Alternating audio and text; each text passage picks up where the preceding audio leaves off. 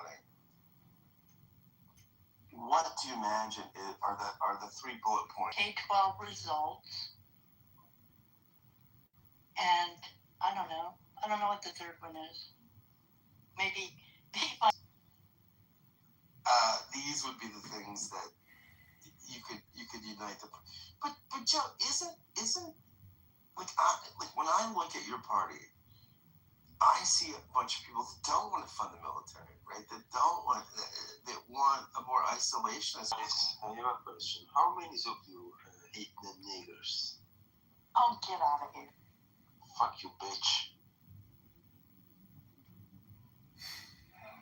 Jesus. Yeah, it's so amazing that we can't have a civilized discussion some days, but it's almost comical. Joe, can I ask you a question? Sure. You've been to my rooms before. Do I sound, a lot of my Democrat, Republican friends say I'm a closet Republican. Do I sound like a closet Republican? I don't, right? I sound like a liberal, right? No, you sound intellectual. I don't get hung up on right or left. I look for base info. I mean, I admit openly that I'm right of center, but I swing left sometimes. It depends. Yeah, I find myself sometimes as a man without a country because what I value most is candor and honesty. It's one of the reasons I love my Senator Fetterman. I think Fetterman's great. Largely because he's willing to do perpetual sister soldier movement, which for me is huge. And I think, most people on both sides of the aisle don't have an appreciation for that kind of candor. So I don't know. And Marshall's on the phone, so let's bring up Sean B. Sean, do you want to come up and take a fresh 5 or no? Sean does not. Marshall's from the phone. I invited Leanne. I don't know the others though. All right, let's bring Leanne up. I don't know Leanne, but that's great. You do know Leanne. She's a fan of the Critical Thinking Forum. She's always in our chat. I mean, is there somebody in the wilderness that could come unite the party? Look, I'm with you, Marshall. I don't think these two guys, I don't think they have the charisma that Trump has, and I don't think they're party builders. But is there somebody that could emerge from the wilderness and bring this thing together? Glenn Youngkin could try. He's not too tainted. I heard him. That's Abby's guy. Yeah, I heard it from Abby. Like I agree with her. Glenn Youngkin doesn't have a lot of taint. Donors like him, but when she talks, she always talks from the donor perspective. I mean, she's not like. And I think she would tell you this herself. She doesn't do the same kind of stuff I do. She funds, I walk. Right? Like, she's responsible for, getting the money that pays me to do the shit I'm doing currently. Right? So her take on, what's up, James? How you doing? What is CTF? What's up? Oh, the Critical Thinking Forum. It's this guy who's a radio talk show host, and he, does New York at night. And so he gets up during the day and holds a main talk show on Clubhouse, and he runs it like an AM talk show. Oh, so that's what it is. I don't know. He likes it. I enjoy it. You end up listening to interesting people. So what's going on with you, man? Part of Atlanta right now. Nice. Atlanta's a pretty fun place.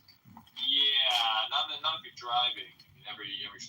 Oh no, I would think that hey, typically when presidents have their terms, if there's been 2 terms of a president, even if it's a Garfield style, which Trump is, then people get tired and they want the other side, and so you get the opposing party as the president. You may not get the opposing party as Congress, but you get the opposing party as president.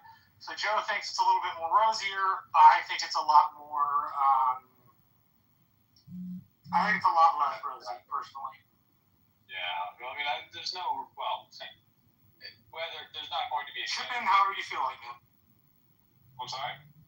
I said chip in however you feel like you can build. I just wanted to give you what we were talking about. Yeah, I appreciate that.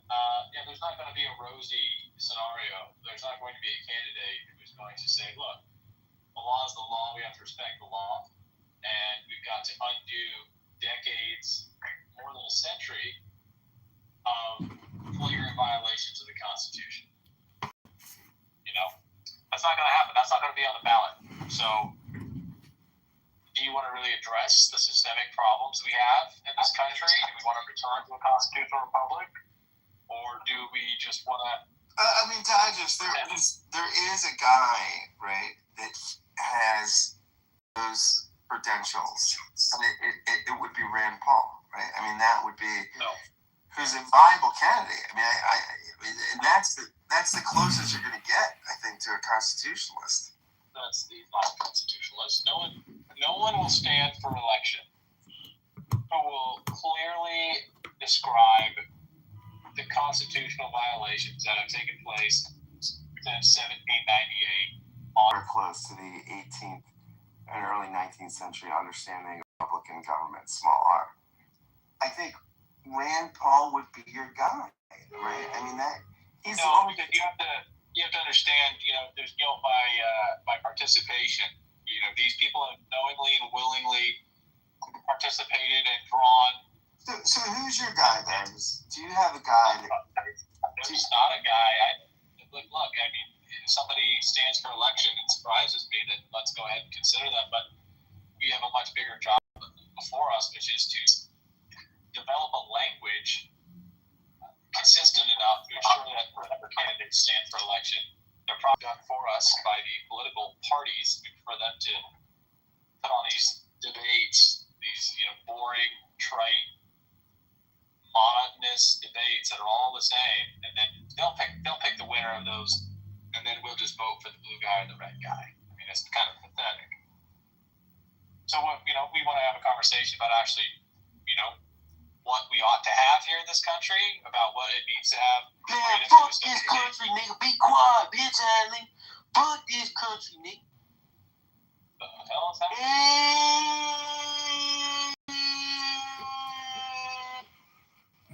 What is going on? Are you alright? We have a cantankerous room. P, what's going on? P, JP. What are your thoughts on the issue? I don't know how you vote, but what is your hope for the country in 2020? I'd hope that you held a national convention. Based. Yeah. Based, yeah. Yeah. And unfortunately, one question for you guys, because I'm not even in the States. I'm an outside observer of the United States, but a scholar of it. But I want to ask people. I hate about the sense that you need to speak about people, find the problems and the solutions to be given to you top down.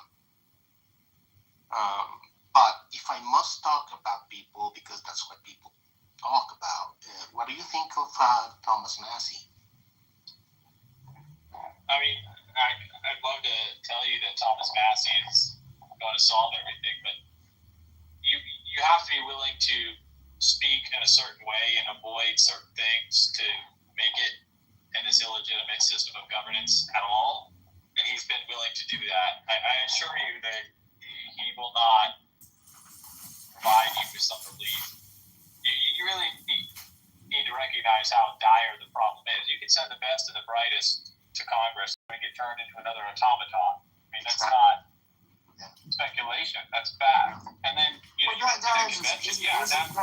isn't part of basically spending all your money raising millions of dollars to keep a job that pays what, like $150,000? I mean, it's ludicrous. I mean, you're not spending your money. I mean, that's the problem, is that you're not spending your money. You're not being elected based on money you spend. You're being elected based on money other people spend. to get you elected, and in order to get elected, you've had to play ball, and ultimately, yeah, the House of Representatives should be important. There's several. I mean, the United States has one representative in the House, and again, I'm violating, a policy here, one of my own policies to tell you this.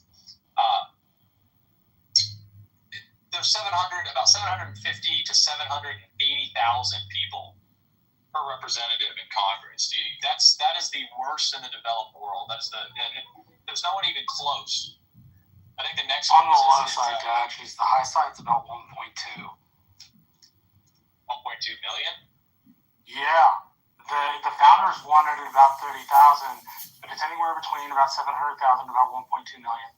Yeah, the founders very clearly forgot. They didn't anticipate states willingly giving up their right to maximize the number of representatives that they would send.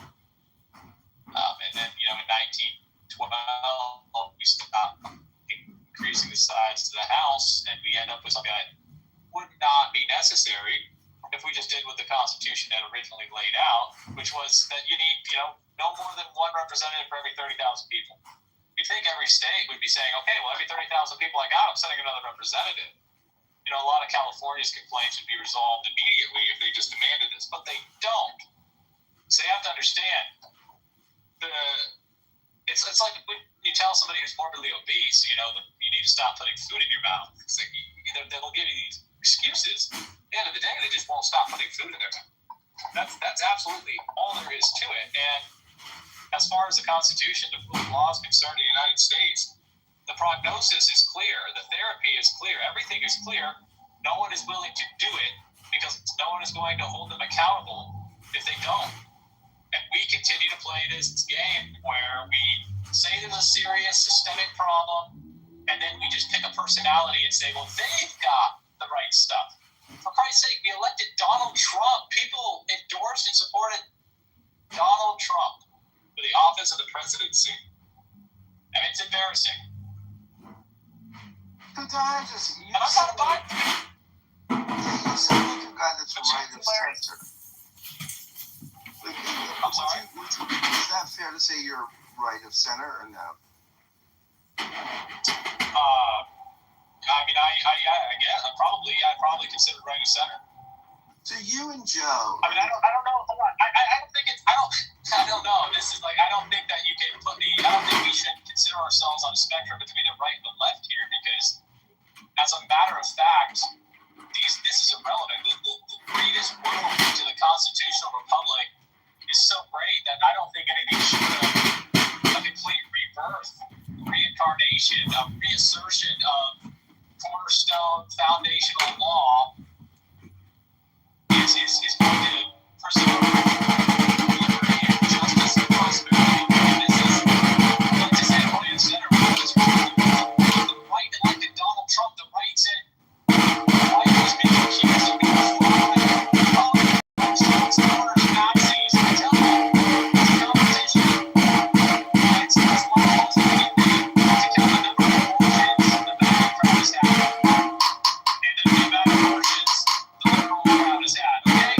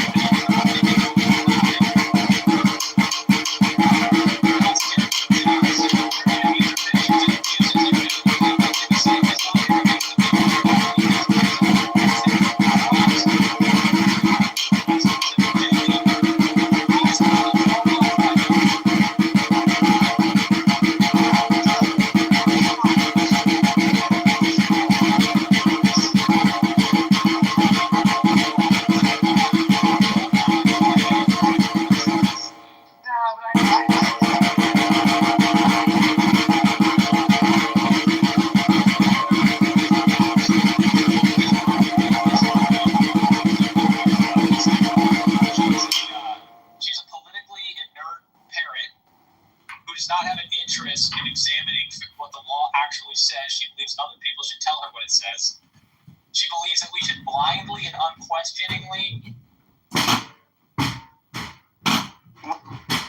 Joe, I'm nodding heavy-handedly today. Joe, what are you? That's not true. I'm not being heavy-handed. I'm just trying to keep the smart people on the stage. So, how do you respond to that, Joe? I mean, that sounded to me like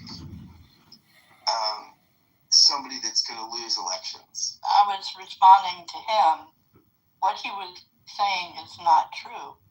I think the right takes each individual topic and measures it according to their core beliefs. And that's where the difference lies. The Democrats and the Republicans have different core beliefs. Yeah, I'm with you. I mean, I think my own party, I actually think the best chance we had at taking back the country was in 2016 with Bernie Sanders, because he was a working class guy. He was not a culture warrior, right? He didn't want to be in people's bedrooms. He didn't want to talk about religion. He wanted to talk about resources and sustainable living. What we did was we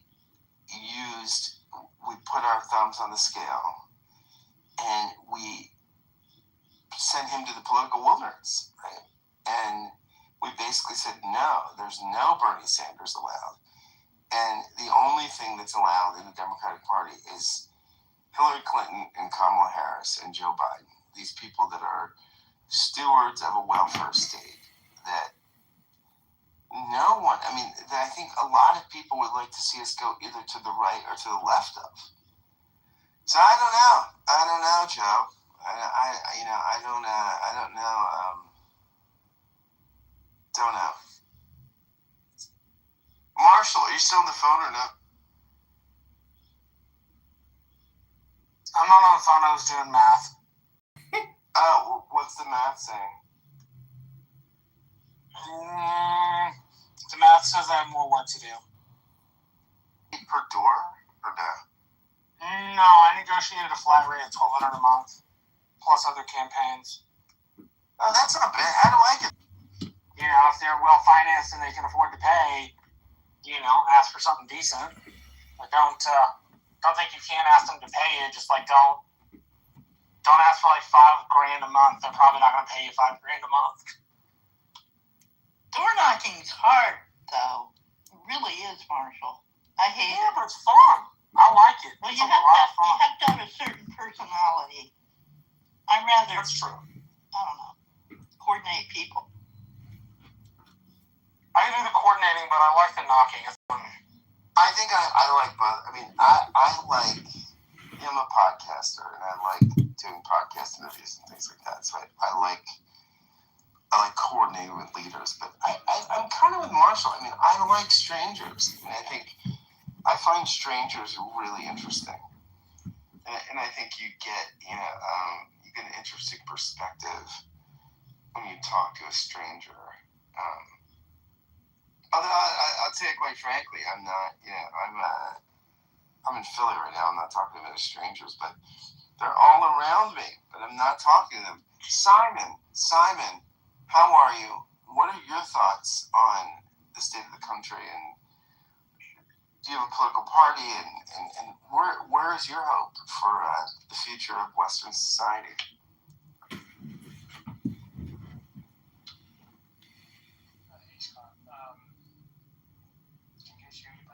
Yeah, you sound great. Yeah, I can hear you, Simon. Go ahead. I'm extremely pessimistic for the future of Western civilization.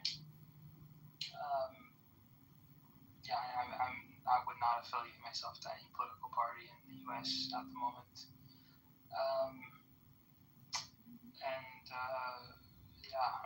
I think there's huge, how do you say it, strides that have to be made in order to reverse what's happening right now culturally. in favor of more freedom, and people have to have like a proper understanding of what that looks like. Because I don't see a cultural trend in any positive direction at the moment in the U.S. You know, Simon, that famous maxim, I would say, by Andrew Breitbart, that said, politics comes spring from culture. Yeah. So if you want to influence politics, you go upstream or downstream.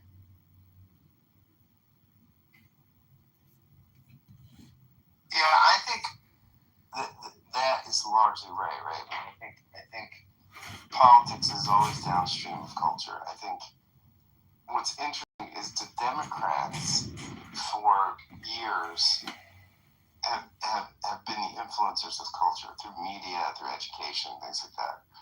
I think what's interesting is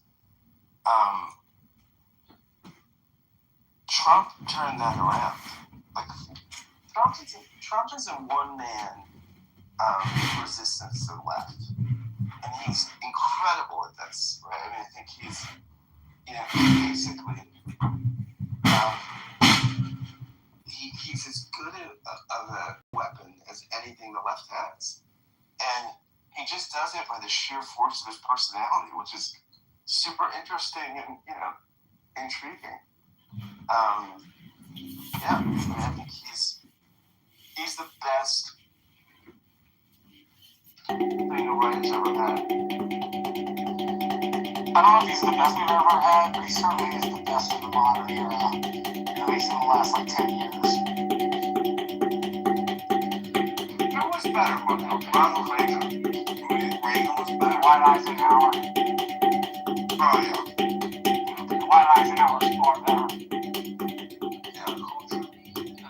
Trump actually destroyed. I mean, I wouldn't necessarily say it's Trump that destroyed it, but because of how I think Trump reunited the center left, center right. So I didn't find the ideas on the left and right, because now the Democratic Party shifted really radical. Now the right basically doesn't stand for any of its original principles. So it's like the right, because of the amount of policies that Trump has now, it's basically just like a party of basically nothing. It's just a mixture of left and right. And it doesn't have any Trump principle as far as it can be. So it speaks to something like some strong conservatives, they were actually opposed to Trump welfare system and all that stuff. But it's now it's just open season for crazy leftists to join the party. And now those people in the party just dumb economic policies, all that good stuff. I have to jump. Excuse me. I'm gonna finish eating. Sorry. Thank you for letting me speak, Scott and Marco. Oh, Joe, I'm a huge fan of yours. Come to any of my stages. I adore you. So, and I'm the only school choice Democrat on Clubhouse. So. That's right. Bye, you guys. Benjamin, Great to see you. Benjamin, look, my friend, I'm putting rooms. Oh yeah, you're opening a room. That's good. I have graduated from Clubhouse now. I'm now promoting my content and my new DVD, How to Survive in an Islamic Country. It's got all the things you need to know when an Islamic country comes to you, which it probably will come soon. Now, Benjamin, you're an interesting guy because I think you don't map very clearly politically. Yeah, no, I don't. And would you like a fresh five to tell us what's your vision for the country? I mean, what would you, if you could? I have a pretty simplistic view of history. I see history as being largely a conflict between the Zoroastrians and the Islamicists. And I see the West as being Zoroastrian. I don't acknowledge Judaism as a religion. I don't acknowledge Christianity as a religion. I just call them Zoroastrianism in drag. So you would say these traditions are part of this thing that came out of the Middle East that's largely monotheistic. It's a monotheistic dualism. Okay. Things are either good or bad and all this kind of categorization. And it matters how much good you do, and when you die, somebody gives a damn, right? All of that is Zoroastrian as far as I'm concerned. It's not really present. Like, if you read Job, you wouldn't get the notion that the dominant religious view is a monotheistic, dualistic religion, right? You get this weird kind of God character who plays with his food and has no other redeeming virtues. So I think that religious thought died a long time ago. And what we have today is much more aligned with what the Zoroastrians, the Persians had, 600 BC. And then we have Islam, which is dead set on destroying Zoroastrianism. And I think that one of them is better than the others. I think Zoroastrianism is pretty good. Not great, but it's pretty good.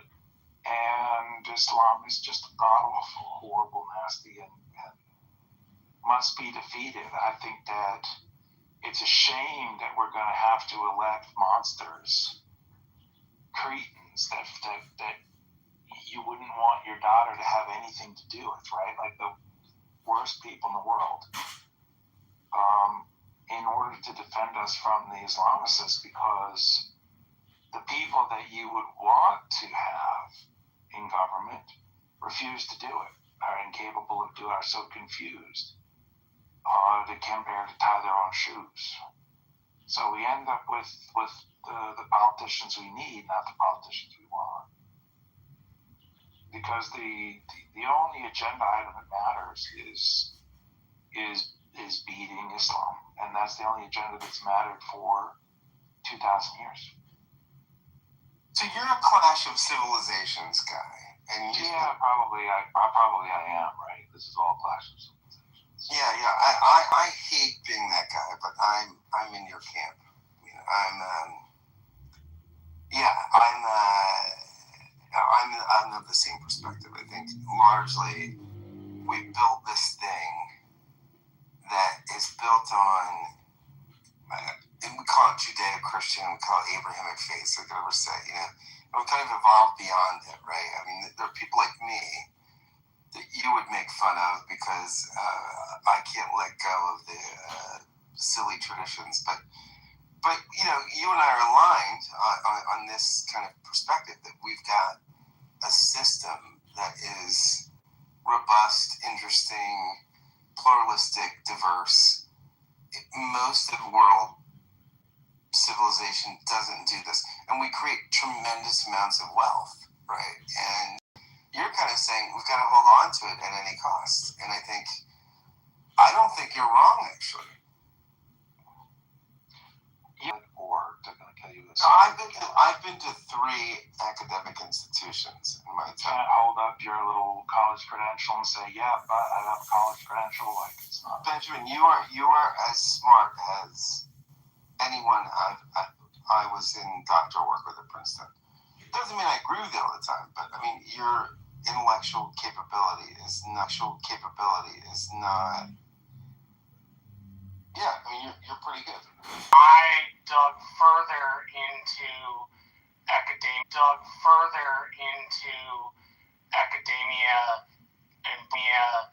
and books. I'm not saying you don't read, but you seem to eschew college degrees and kind of what they represent. Maybe I'm getting your position a little wrong. I think I kind of am. So correct me, please. It seems like we took two totally different lessons from it. Like I want my 4-year degree. I think it's in my mind it's a bad thing that I didn't finish what I started, and so I want to finish it. I don't know if you ever had the same opportunity, if you just never went to college, but you seem to approach it in a totally different fashion. So. Well, I have sympathy for people like my friend Scott who find it difficult to learn on their own, and they need help, and they've got to go find somebody they can pay money to help them learn. It's really a tragic thing to be a human and not know how to learn. It'd be like paying somebody to teach you how to walk. But whatever. I mean, I'm a generous soul. I don't judge. I was just hoping you would reflect on the difference between the two. I don't judge people for having to pay other people to help them learn. But look, I think there's a real problem with universities, which is they're sapping our economic vitality. And there's some good research that's come out and really pointed out that what happens is we take people who are kind of medium smart. I mean, smart people don't go to college, to be honest. You think Bill Gates is going to college? You think Mark Zuckerberg is going to spend more than 25 days in college? University is not for smart people. It's for people who want to be smart. Now, the second is the universities are taxing young people, and they're loading them up with debt. So they leave the university with $150,000 in debt, and that really curtails their options. So these people who should be going out and creating new businesses are instead going out and accepting kind of an old school job that they hate, and they sit in there and they rot, and they don't do the job very well. They're not very productive. They're not creating new opportunities, and they kind of have to do this because they're sitting on a debt that they can't pay.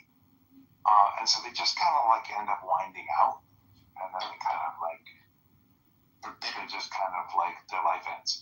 And what they've actually categorized the of new businesses that are missing because we've created a debt oriented educational our mentality. Our families, it delays the formation of families. It delays the. There's a quote I read today by Carl Sagan that said, the most intelligent people are, and it proves true, Elon wouldn't be, well, Elon did finish, but Gates wouldn't be Gates, or Jobs wouldn't be Jobs, Yeah. I don't know. I think there's a case in which we've overemphasized degrees and underemphasized practical learning. But I still, as somebody who never finished school, I regret not finishing school. It's not a piece of my life where I think to myself, God, I escaped that boring old university system. It's a case where I often think to myself, man, I really wish I finished my history degree. Right? Like I think about that often. What do you think? I had a different approach. Marshall, what do you imagine is in the history degree? Nothing. I just want to be able to say I did it. I don't like the fact that I quit something halfway through. But Marshall, do you really think that a history degree is anything other than a collection of lies that the victors tell themselves? I don't think it's a collection of lies. I think your point is can't I learn that stuff other places? And it is. I think the reason it matters more to me is because I quit halfway through. Well, right? I was not in a. Just give me a second. I was not in a place headspace wise where school was a good idea. It just wasn't. I had a bunch of shit wrong with me, and couldn't have told you it was wrong with me. But I want that piece. I want to be did it. Maybe that's stupid, but I want to be able to say I finished what I started. There you go. So this is nice. This is wonderful. I'm going to one down. Thanks, guys. Has Marshall broken up for everybody? Or?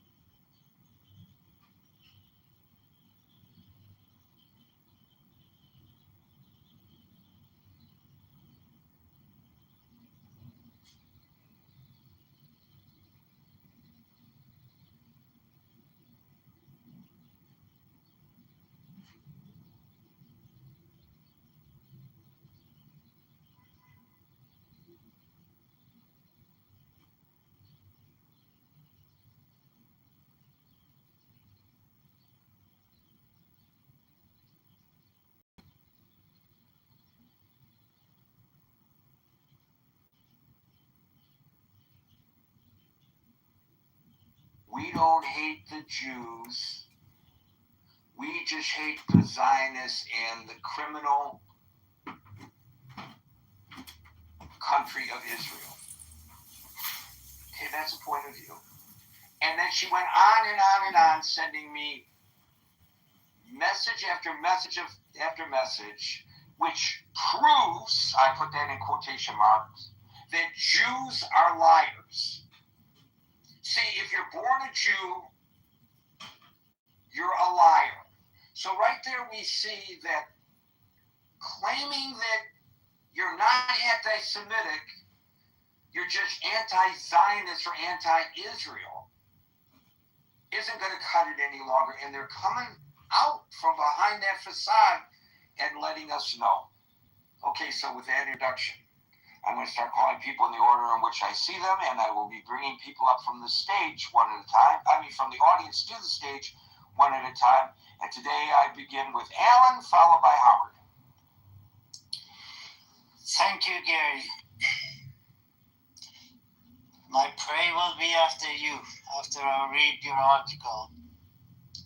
And I think it's a time everybody has started speaking against these nonsense and these haters, which they call you and every single. It's the excuse they come up with. They're trying to justify them criminal act one way or another. And no matter in what way. This is a stupid. I just disagree with the Zionism and the state of Israel, but I beat the hell out of the poor Jewish guy going to synagogue in California.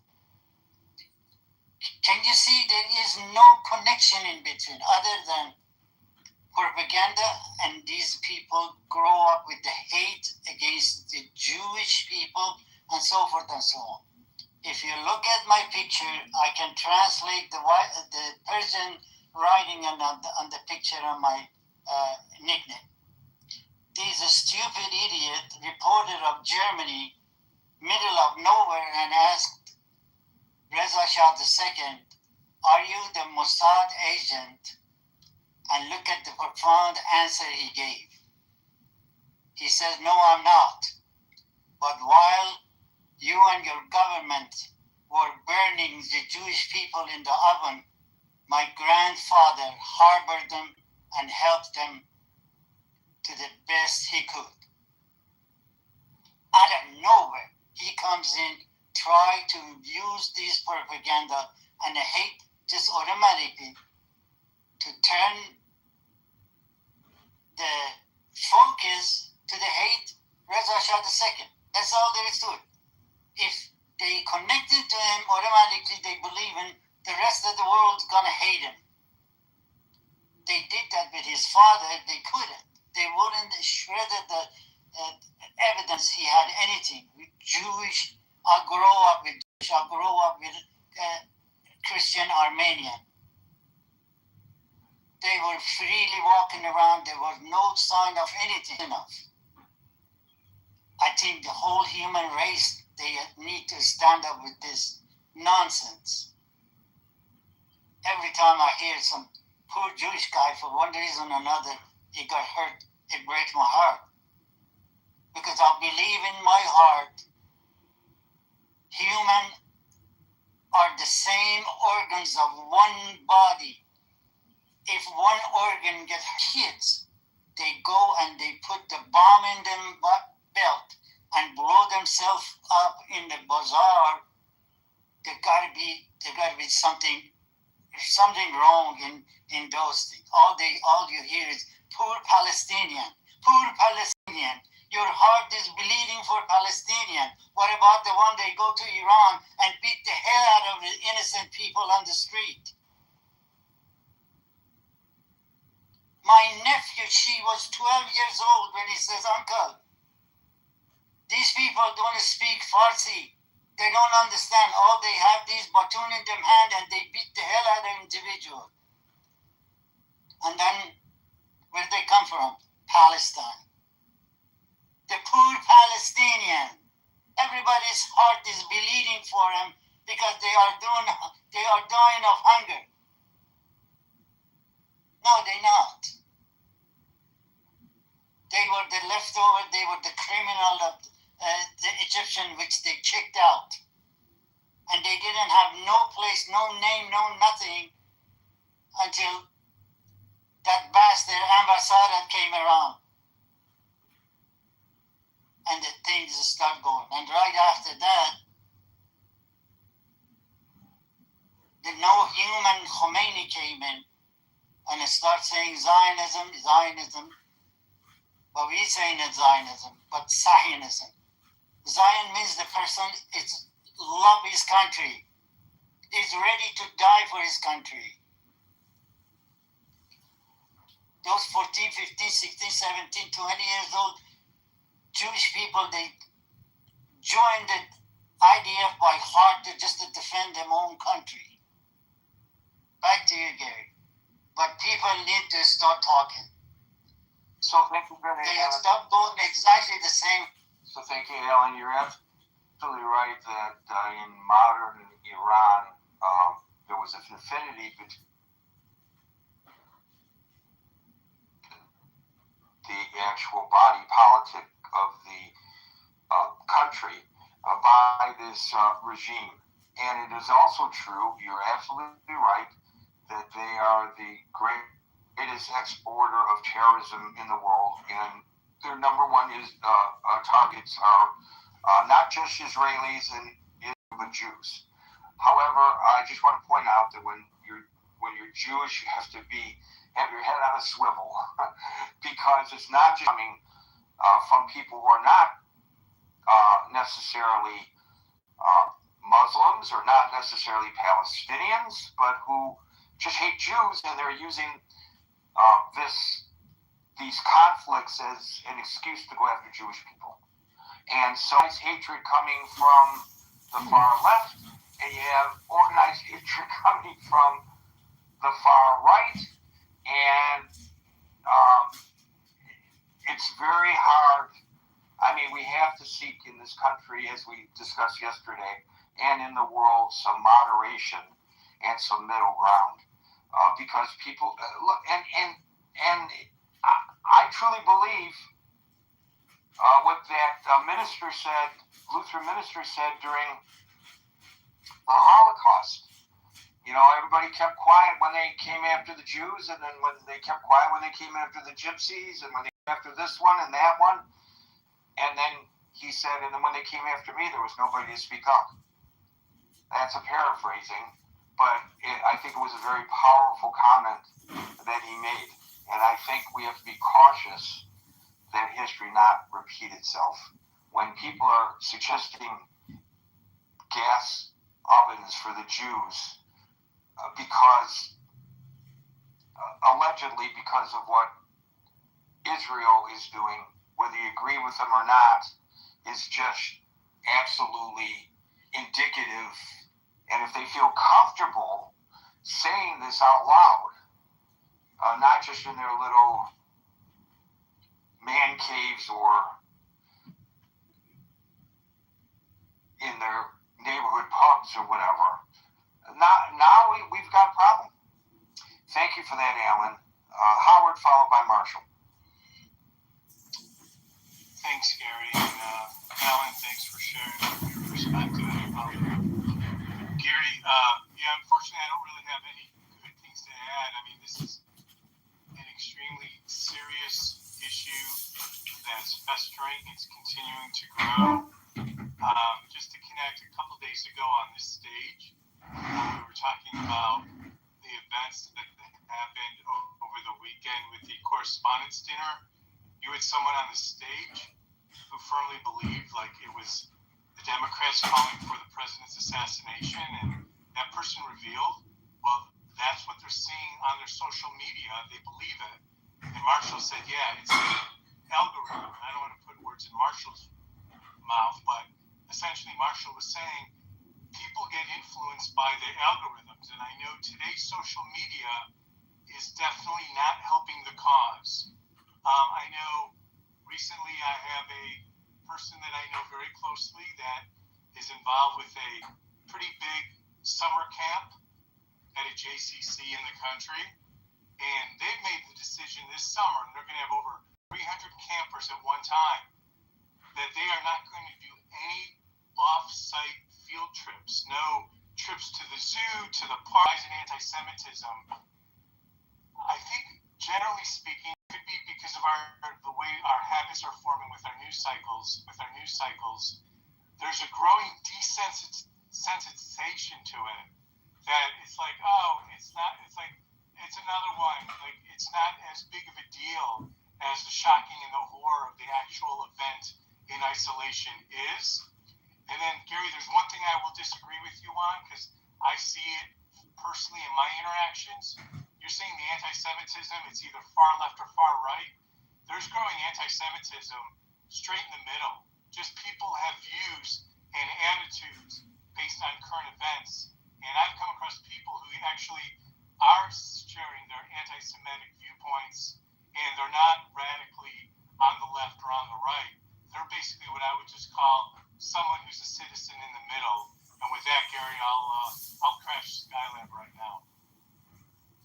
So that last observation is accurate, and I'm not disputing it. It's even worse. Having your head on swivel is not enough. You got to look straight ahead. And I think your descriptive analysis of what's going on with the summer camp. Can you imagine any other group getting together? A group of whatever it is that brings them all together, another religious group, having a summer camp, as many do. And you can't take the children to the zoo or the museum for fear of being attacked just because you are a member of a certain faith. Is that happening to any other faith group in the United States? I don't think so. And again, just because you're born into a faith doesn't mean you have anything to do with the decisions of Israel. And I'm not here to argue for or against Israeli policy. That's not my point. It's okay to criticize the Israeli government. It's okay to support the Israeli government. It's not okay to intimidate and attack Jewish people because of what the Israeli government does. And yet, it happens with a degree of impunity in our nation. And not enough people are standing up to it. That includes Jews. We need to be tougher. But that's another story. Thank you, Howard. Marshall, followed by Scott.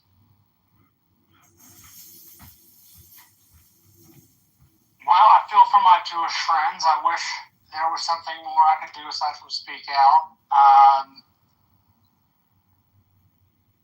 I don't know what you can do personally other than when you find it, oppose it. Participate. If your local synagogue needs something, like help out. I don't know. This is where I get pessimistic about human beings. That seems, seems to be rather easy for society, and I don't know what to do about it. I wish I had something better to say or more encouraging, but people can do on their own. You know, I don't want it to be one of these people we just like have this show and we just like lament that this is happening. You know, if there are any organization people get involved in, obviously that's the way to do it. You know, if my nonprofit's helping out, help out. That's about how that hits me. I don't know, if my local temple needs something, I'd be happy to help. So I'll leave it there. I don't know how to say much more. I think I've said all I have to say. Well, you know, Jews have been expelled and scapegoated for centuries, long before the establishment of the State of Israel. In 1290, expelled from England. In 1306, expelled from France. In 1492, expelled from Spain. Then it picked up after the establishment of the State of Israel in 1948. 1 million Jews forced out of Arab and Muslim countries, including Iraq, Yemen, Lebanon, Syria. Under the Roman Empire, there was an expulsion that triggered a nearly 2,000-year diaspora. Yeah, 70 AD, I think. Right. That was long before, obviously, the establishment of the State of Israel. And that doesn't include expulsion from specific cities or regions, not entire nations, leading to forced migration. There's plenty of documentation of all of this. So, this nonsense that they're coming after the Jews because of Israel's treatment of the Palestinians is ridiculous. If it weren't the Palestinians, it would be another reason. I mean, previously it was they controlled the finances, or they control the media.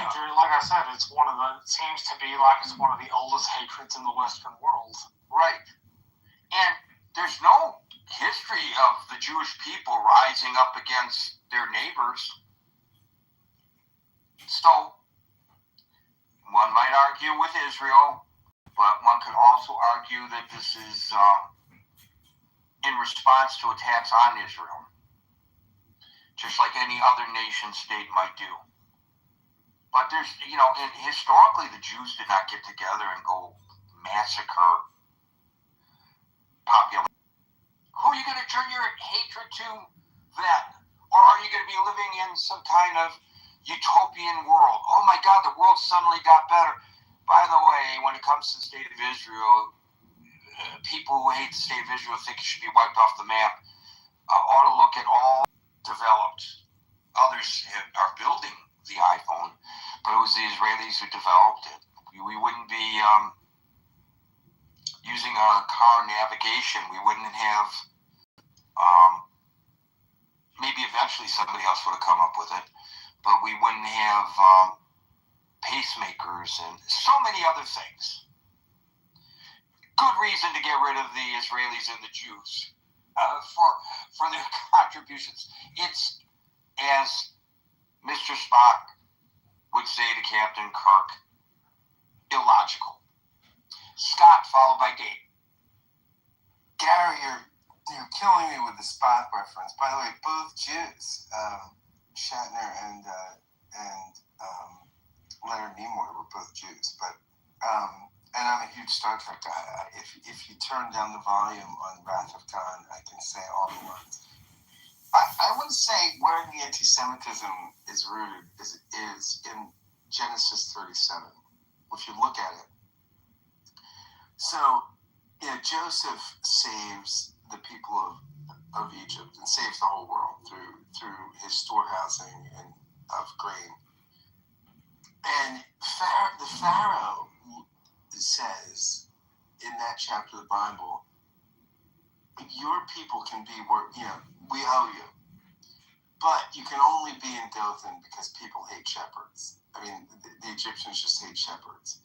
And I think that's part of the thing. I mean, I think why people hate Jews is because they've been able to have identity without power, which the Western world just doesn't understand. And it finds, the Jewish people have had a sense of continuity and connection without political power.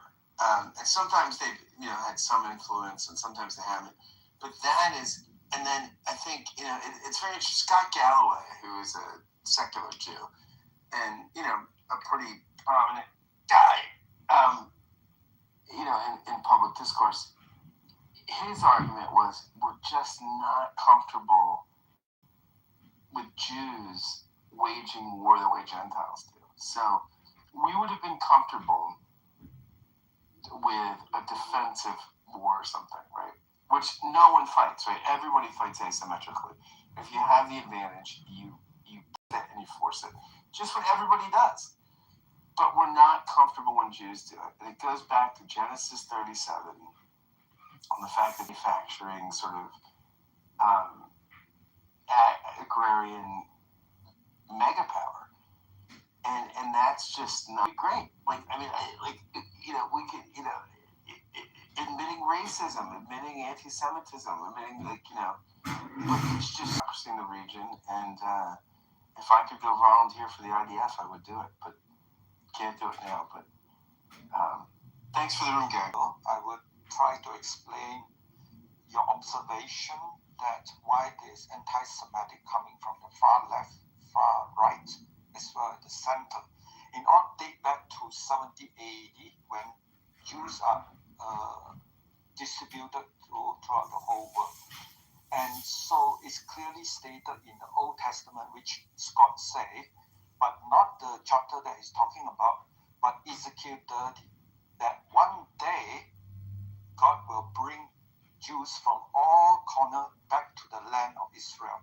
And so that is written in Old Testament. And so for the Christian early church, look at it, land of Israel, bringing back land of Israel, Jews already disappeared all over the world. How should we deal with this controversy? How should the Christian deal with this? So what they do is they come up with a theology that is totally contradictory to the Old Testament, and this lasted 1,900 years into the total 2.5 billion Christian, except those Christian in the red state of the United States. They are called evangelical. That is how bad the situation, the deep-rooted hate of Christian toward the Jews. Because of this failure to have faith in what is written in Old Testament, and this problem lasted 1,900 years. And after the independence of Israel in 1948, the Pope had to struggle with this. What should we do? Now, the Bible in the Old Testament actually is coming to the truth. And so the Pope in Vatican struggled for another 17 years before finally a Pope said, we have to start recognize there is a physical Israel. But in 2026, if you speak to Catholic from South America, from those swing states, from Europe and other part of the world, there's no physical Israel. It's contradiction. It's church replacing physical Israel. And this is why you have young Catholic like Candice Orban, all this shouting about anti-Semitic and so on. So that is the foundation, right? And then for the left is that after the exile of the Jews in 70 AD, then came Islam about 600 years later, and they say, look, the church is against the Jews, so shall we. And so there came the Quran, you have to kill Jews. And so this explains the far left, right? You have Hassan Piker, right? The Democrat, right? He has been Democrat since 14 years old, and now he's close to 80 years old, and he publicly announced, from now on, I'm a Democrat. I can't take any more bullshit coming from Democrats, which is totally anti-Zionist, pro-Palestine. They don't see the connection. Where these people get the money from? The mother of Tentacle, which is Mura IRGC regime. This funded a lot of this propaganda machine.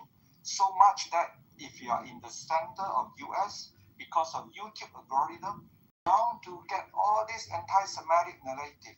The question is why now?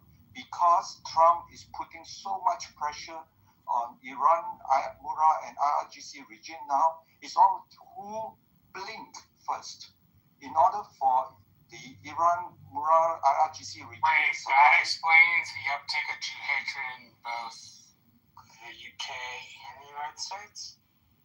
Yeah, because they have to quickly, the whole ideology of Mura IRGC regime is to bring down the whole world. And I grant you they influence it, but I doubt the majority of Jew hatred in the United States is coming from the country of Iran. Let me explain. Okay, so the whole idea is the Mura regime promote end time of Islamic war, right? And this end time of Islamic war it involves shooting missiles to the Gulf state. And so the Muslims say, my God, we are in the end war. So we have to start killing Jews.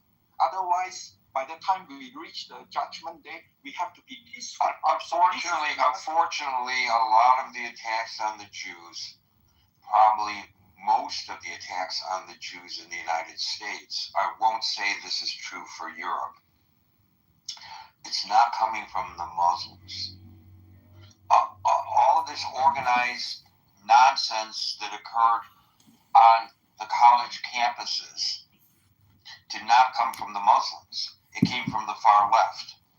So I think you speak too much in absolutes on this issue, David. So, for example, you said a moment ago that the Democratic Party is entirely anti-Semitic. And I think even you know that that's hyperbole on your part. Hakeem Jeffries, Cory Booker, Richie Torres, Dan Goldman, who is Jewish, these are just off the top of my head. They've been vocal supporters of Israel in combating anti-Semitism. What's that?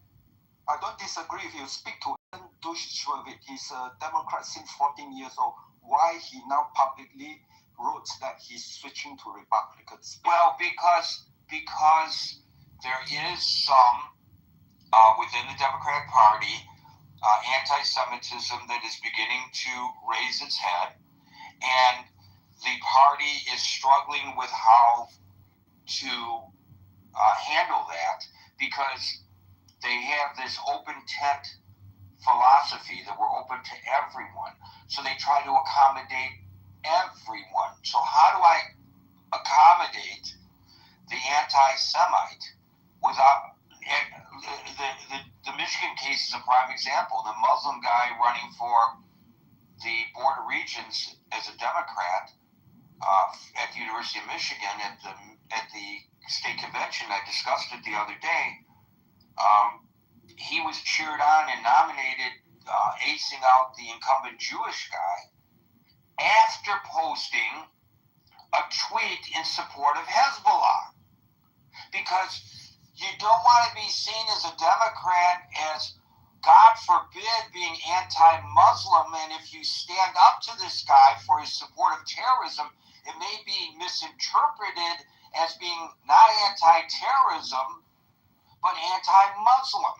So the Democratic Party is having a difficult time, which you don't see institutionalized in the Republican Party. And so as a result of that, and as a result of some prominent members of the Democratic Party making statements about the right of Israel to exist, etc., and I know you know to whom I am referring, there are Jews who have traditionally been Democratic voters who are now leaving the party.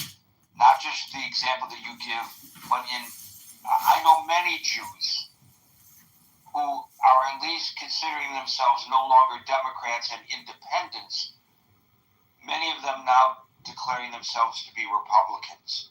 So that's the reason. I think that's the reason why, David, it's far more nuanced, though, I believe, than the way you present. I agree the way you point out is much more accurate. And what I want to go back is the campus. So the whole idea is the campus protest is a recruitment of the far left, recruitment of the student. How do you recruit them? Indoctrinate that into the university curriculum and where the money come from the Middle East. The whole idea is the end-time ideology bring down the whole world by systematically indoctrinate the West so that they have this idea of pro-Palestine everything.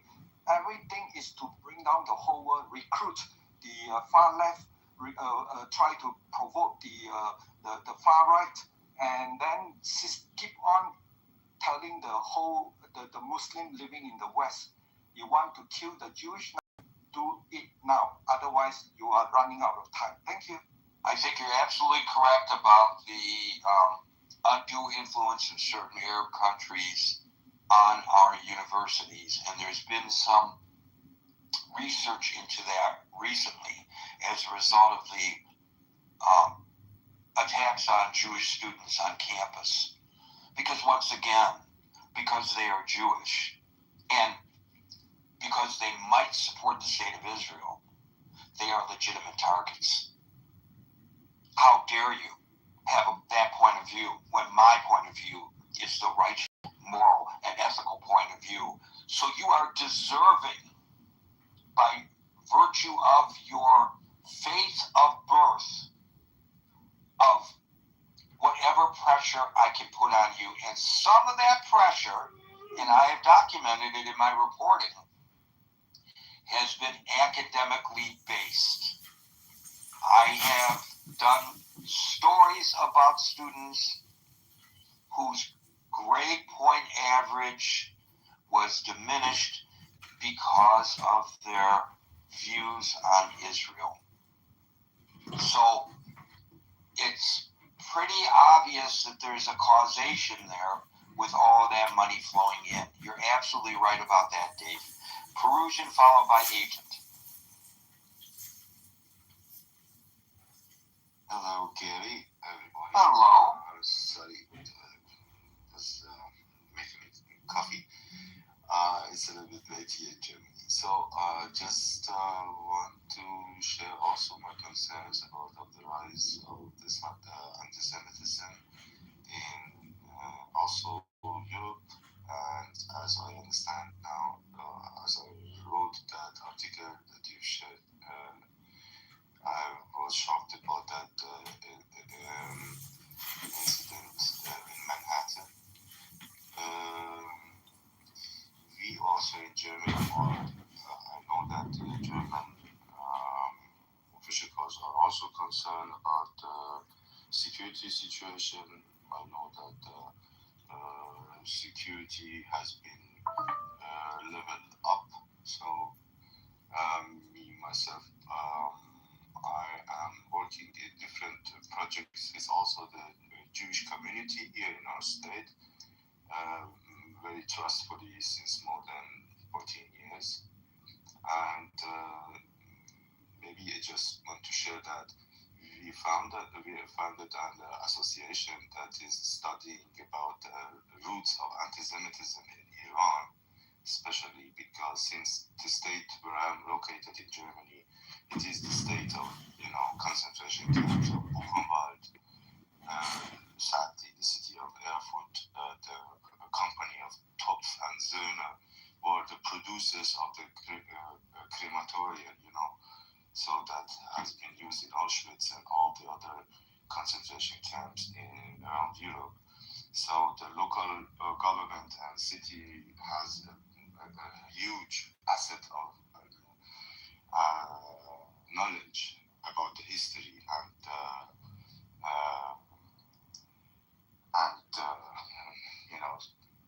unbelievable size of this, of the Shoah and of this human catastrophe.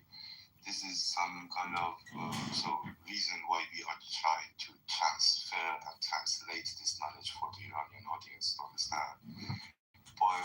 during our study, we found out that really anti-Semitism in Iran is the biggest part is a modern compared to the living of the Jews in Germany. It is 3,000 or 2,000 years more. So, has been forced to change the religion to the U.S. Shiite. Supreme Court to So determine they have constitutionality of the same people. of changing our or the countrymen's religion during thousands of years. So there were historical roots and family marriages between the people who were once Zoroastrian. Nowadays it happened that they are Shiite. So, but in their soul, we are sure. Me, myself, my parents are rooted in Hamadan, the city of Esther, and Mordechai, in the city of Purim. So we have, of course, a lot of Jewish people in our roots, in our family in the past centuries. So we Iranian lived with the Jewish people in more than friendship and harmony, but the phenomenon of the Tsar in Russian Russian Empire rooted anti-Semitism came to Iran with this massive fake book of the Protocol of the Wise of the Zion. It was a propaganda book that sometimes sadly is still discussed in some came out of Russia originally. Exactly. This is the first wave of anti-Semitism in Iran in the modern history. Cities of Tabriz, Urumiyeh, Hamadan, Kermanshah, their elites, those who could, the sons of, or the people who could send their sons and daughters to study foreign languages, they came to touch with that madness book. And then the second wave is the German-rooted anti-Semitism that was huge. The German came to Iran and told them fairy tales like we are Aryan people. At the same time, we found out here in concentration camp of Buchenwald, Samuel Hushmand, an Iranian doctor who has had his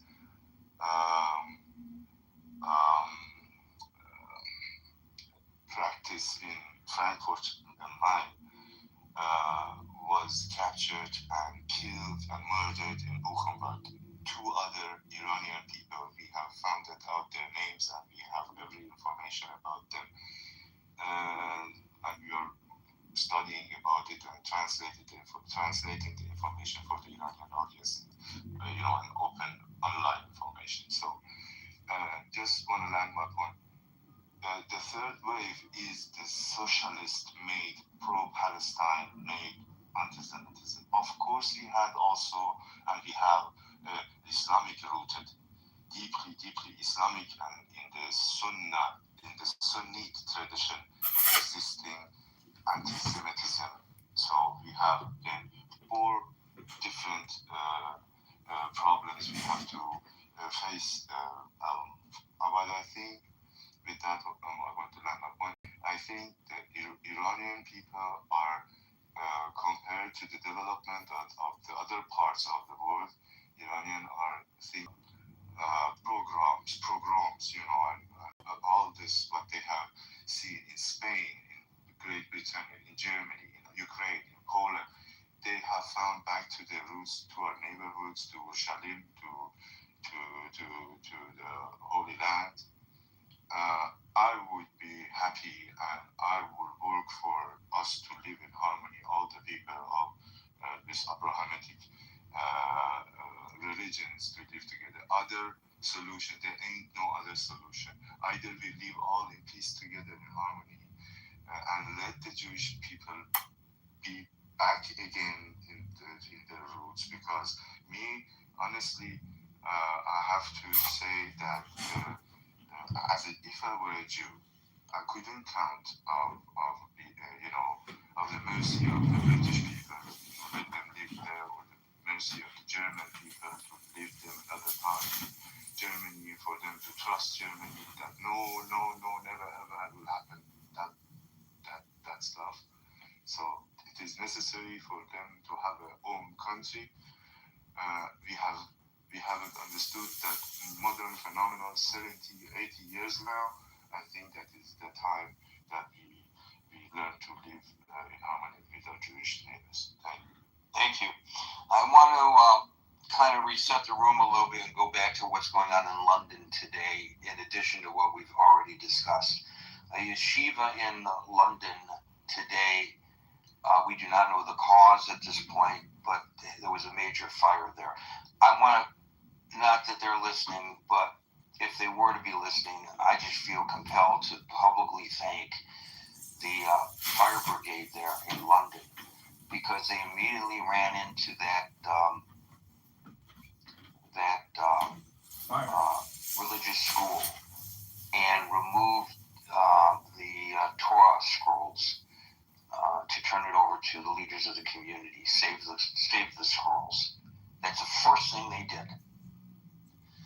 So, thank you to the firefighters of London. There's just so much going on there.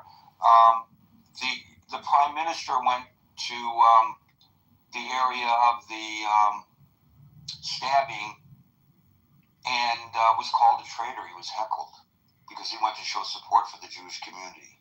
You're a traitor, Mr. Prime Minister.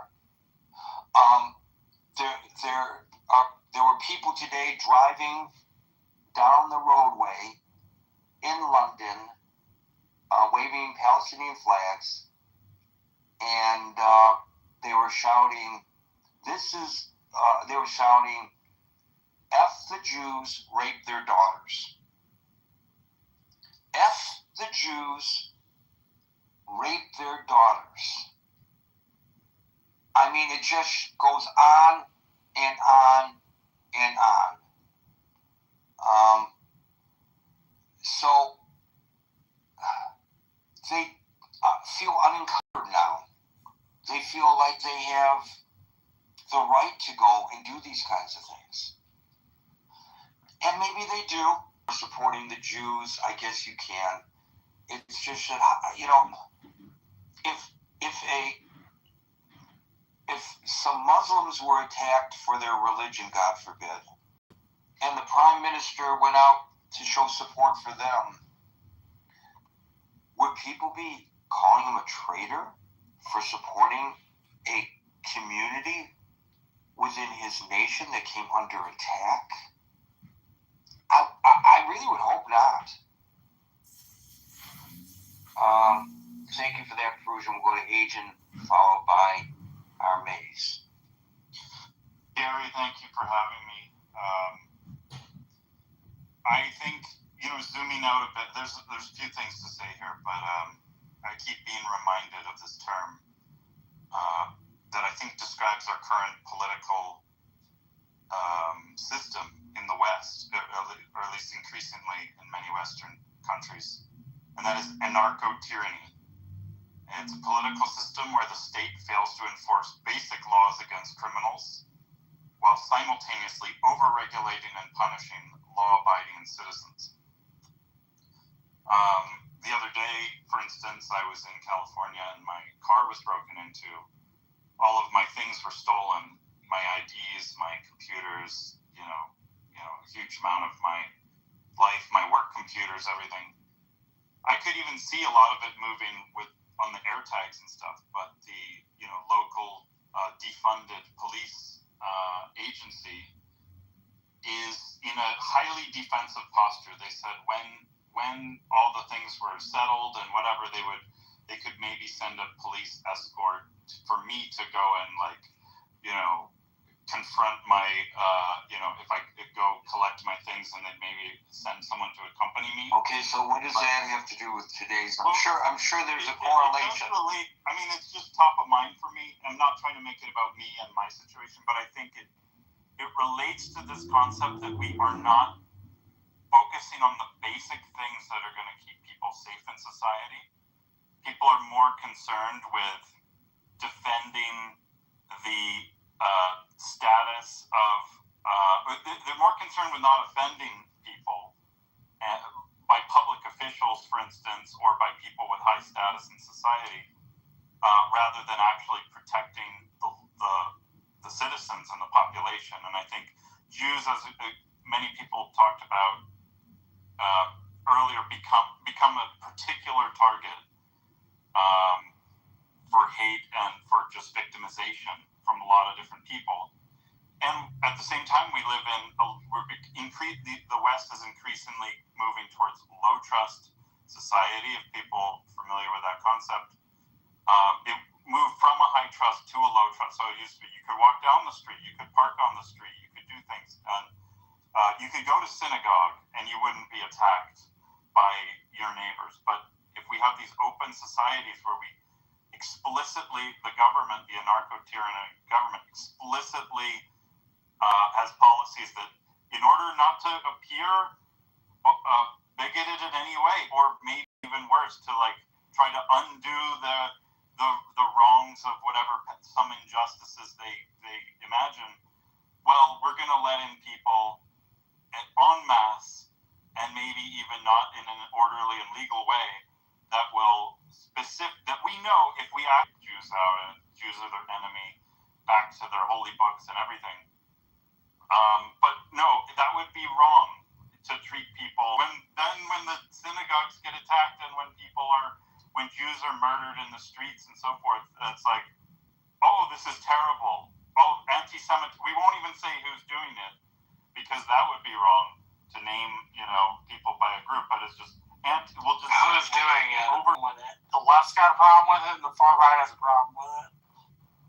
It's both ends. To me, that's not. It's both ends of our certainly not society. part of that, Marshall. I can guarantee you, I'm not part of those groups. Bro, I'm a moderate Republican, and I'm not part of that stat. My point was it infects both sides. It's a hatred that's universal.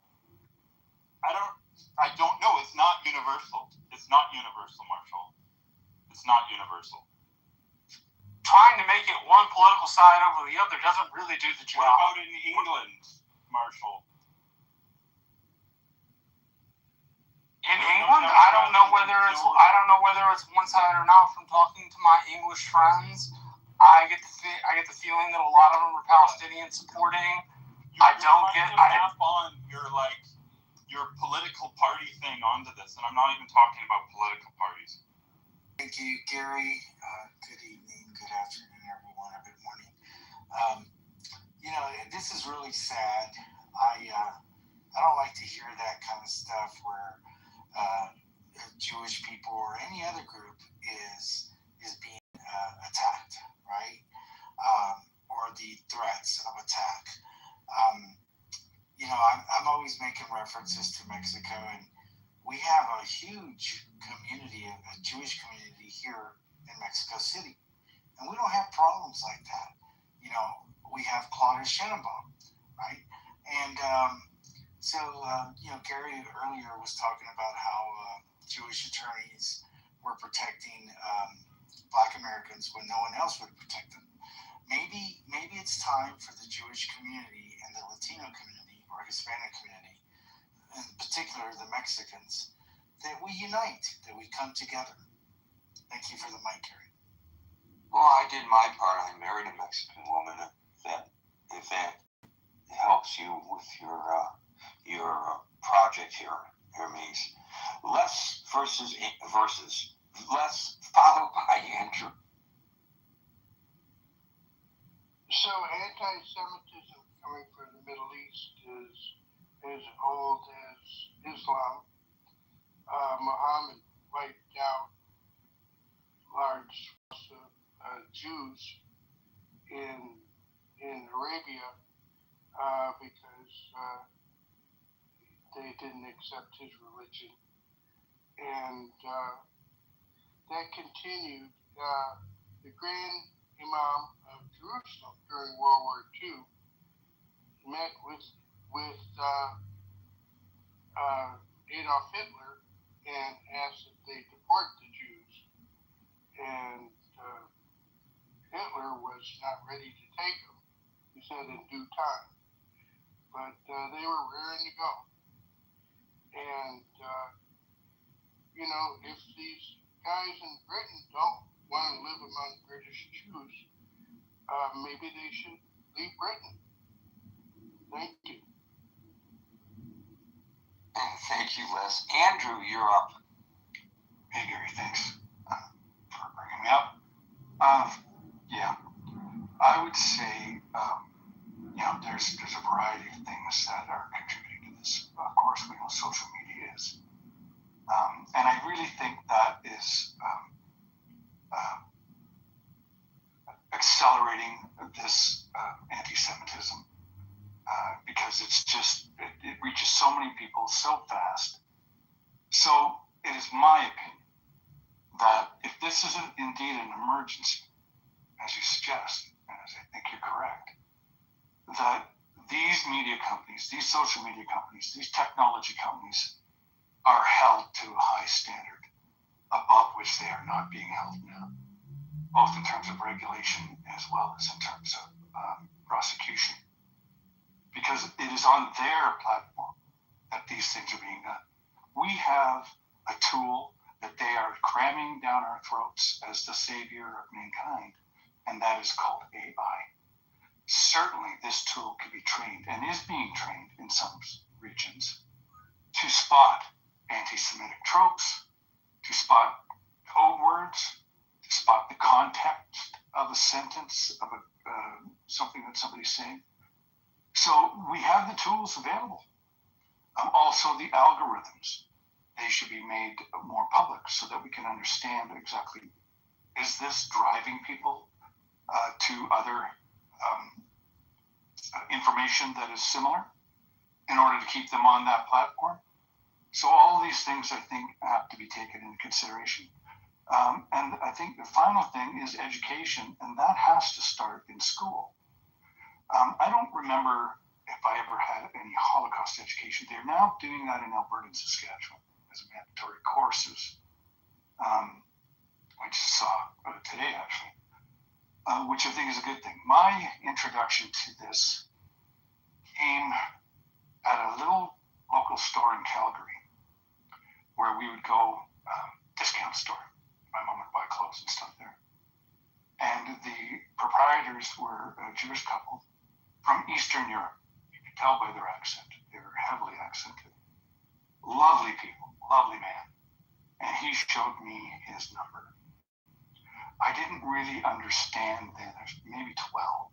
I didn't really understand the significance of it, but it always stuck with me. And I then went on to find out myself. So that experience really, so I think that education has to be a critical element towards all this. All these things have to be taken together and used as remedies. It'll never go away. We were just talking about it, how long this has been around. There's always people out there that have these vile attitudes.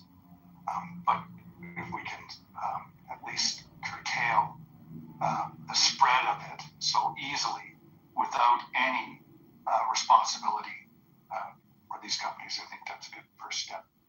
Thank you, Gary. So there's no way that the social media companies are going to be able to police every little thing that's put onto their programs. However, they operate on this philosophy of birds of a feather stick together. And so if I am a photography buff, as I am, and I look on any social media site at postings by photographers or about photography, I will suddenly have driven to me, this is getting to your algorithm point, Andrew, I will suddenly be driven to all of these postings about photography. I won't see postings on other things that I might also be interested in because I haven't, quote, told, close quote, the social media site that I was interested in these other topics. So they can use the algorithms to dispel some of the support system that they are accommodating for hatred. They could adjust their algorithms so that if a person is spewing out the kind of hatred that I documented in my piece that's linked above, the gas chamber statement, is not seen by other people who also have anti-Semitic views, so they don't get ginned up. It's sort of like pedophilia. I think they try their best to suppress pedophilia on their programs, and they make it difficult, I think. I don't know, because this is not one of my interests, thank God, but my impression anyway is, and I stand to be corrected, that they make it difficult for the pedophilias to find others whose commentary would make them feel that their proclivities are normalized. So I think you're onto something here, and I would tell you that given the amount of legal duress companies like Meta are under right now, with these lawsuits about these AI companions and how they might affect the minds of the developing minds of children, negatively, obviously. That if I were the head of one of these major social media programs, I would tell my extremely talented people who have similar proclivities. What do you think about that, Andrew? Do you think that's possible? I think they have the tools. What they need is the will, and they've never been. Oh, it's not us. We're just the platform. We're not responsible for what's said on it. But we know that that's a lie. That's not true. If I host a party full of Nazi sympathizers, then or they just come. Well, I'm still I want to get them out of there. But just to your point, Sam Altman is now being sued by residents of Thunder Ridge after that shooting in British Columbia because of their inaction. And I think this is what needs to happen. They need to be held accountable. They need to be hit in the pocket. And in large sums, too, because these people are making billions. And Grok, Elon Musk just refused to go to France for questioning because of what his AI platform had produced in terms of pedophilia and weird, or not weird, but sexual content. They need to be held accountable. Sorry, that's the way I feel. Yeah. They have the tools. They have the technology. It's like the $6 million man. Come on. So the reason they have these algorithms the way they do is to try to get you addicted to the program, so that when I go onto Threads or onto X or onto Facebook or onto YouTube, whatever it is that it thinks that I'm interested in, I'm going to get. So I get my shot of dopamine, if you look back to the history of all this, to the history of Facebook, it was originally established so that a bunch of friends at a college, at a university, could keep in touch with one another. And then it expanded into a global community where we could keep in touch with our friends. And if you're an earlier user of Facebook, you will recall that on your timelines, you would see what your friends are doing. What's Scott up to today? What's Howard up to today? What's Austin doing? Because they're my friends on Facebook, and they're posting things that are important to them, and maybe things that are happening in their lives. Austin got a new job. He posts it so all of his friends can see it. He's not posting it so that strangers can see it. Why do strangers give a damn whether Austin got a new job? And so that's how their algorithms once worked. We were using Facebook to keep in touch with our friends. Now all these people who they call Facebook friends are people we've never met, and we are grouped with them based on interests, not based on friendships. because that keeps us coming back, and that makes their program more valuable. That's why they do it. Yeah, so I think with the education, the digital literacy, that's also a key element for young people to learn how to use this technology, learn the pitfalls in this technology, learn to recognize misinformation, etc. It's hard for me to know what's misinformation, just by quote unquote looking at it, which I can't do. But I know it's out there, so I'm suspect. But first off, it'll teach you how to use it. Secondly, don't believe anything you see on it. And if you go into these chat rooms, most of them are not going to be good. David, hey, thank you, Gary. Thank you for hosting this room. Is my microphone working well? It says I'm having some connection. Yeah, you're long. All right, perfect. Yeah, the first thing I wanted to say out of joining the stage to mention, like, the greatest generation really is the greatest generation amongst British people who lived through the 19th century and the early part of the 20th century. And I'm an elder millennial, folks who had a lot of contact with the greatest generation. I think a lot of British identity was around, we defeated the Nazis. And I imagine so many of these greatest generation would be rolling in their grave.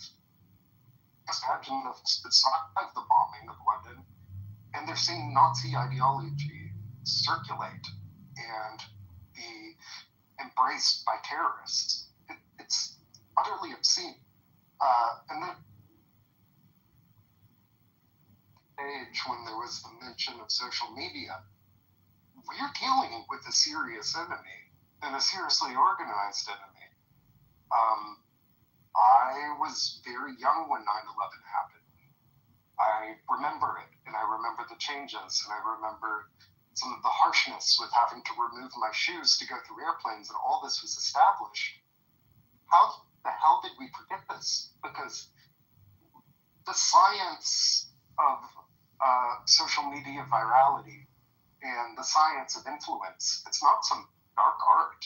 You could learn it in like a 201, 301 class without a lot of marketing courses. This is accessible to so many people. We have had terrorist groups spreading misinformation, disinformation, and psychological warfare. And this is a very serious issue, and it's a true issue. Every clubhouse I'm friends with has heard that the Islamic Republic,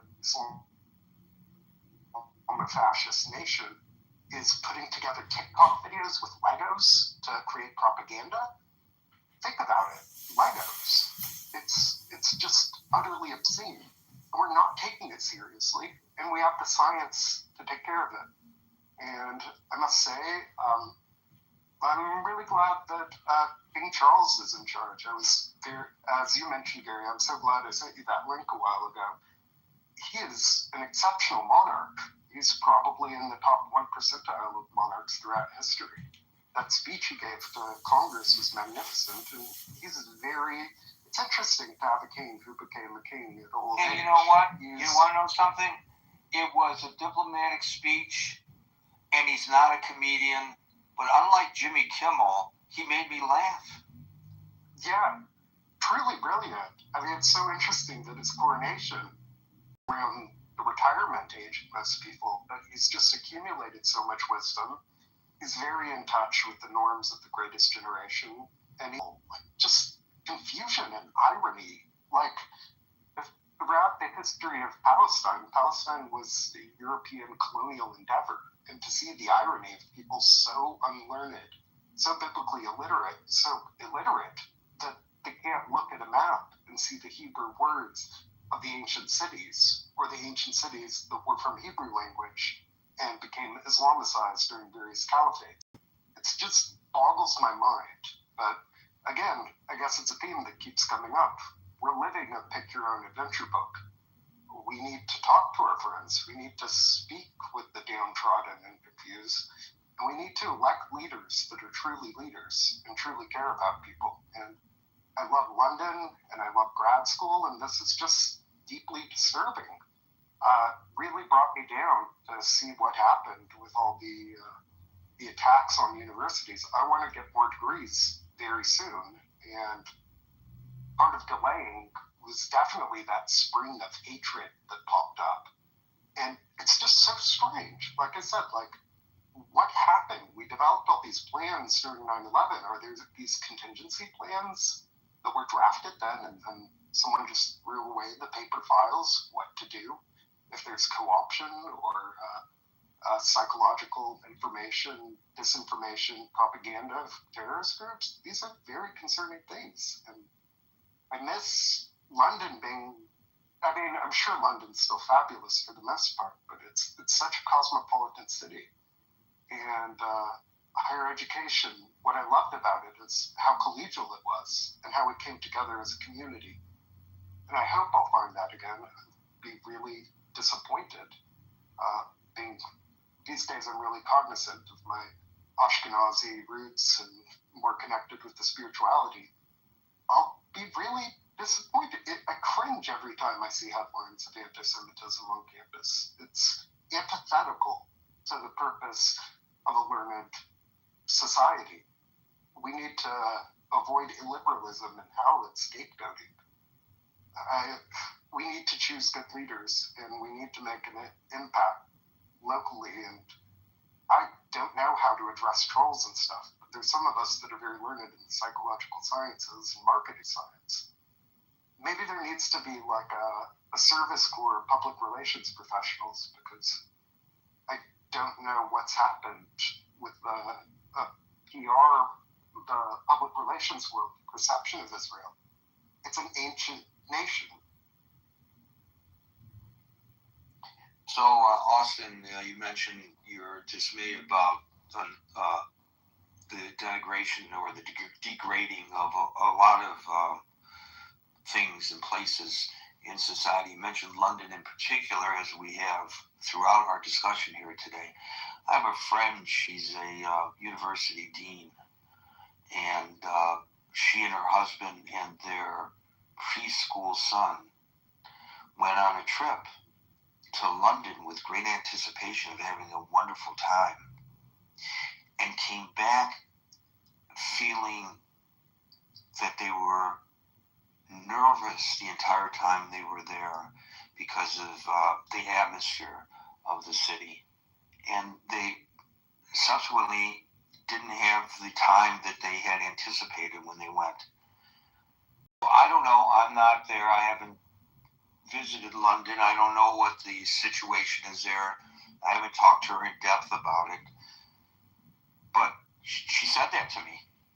So I know that's anecdotal, but they didn't feel comfortable in London. Just did not feel comfortable. I imagine the graffiti and dumb posters from dumb kids that are illiterate about history. It's just unfortunate. And, I think King Charles will try to do something about it, and I hope the future of the monarchy embraces this wisdom that we saw with Charles and Elizabeth.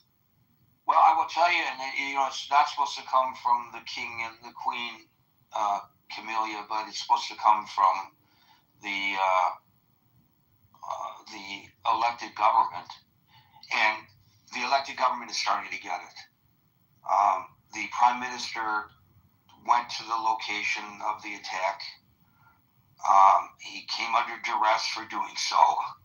Well, maybe that comes with the territory of being prime minister. You have to open yourself up to that. And the various offices, they're quoted in my story above. They're taking this very seriously, what's going on there.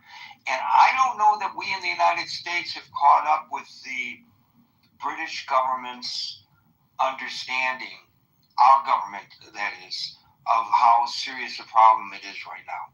And maybe they will serve as an example to the United States.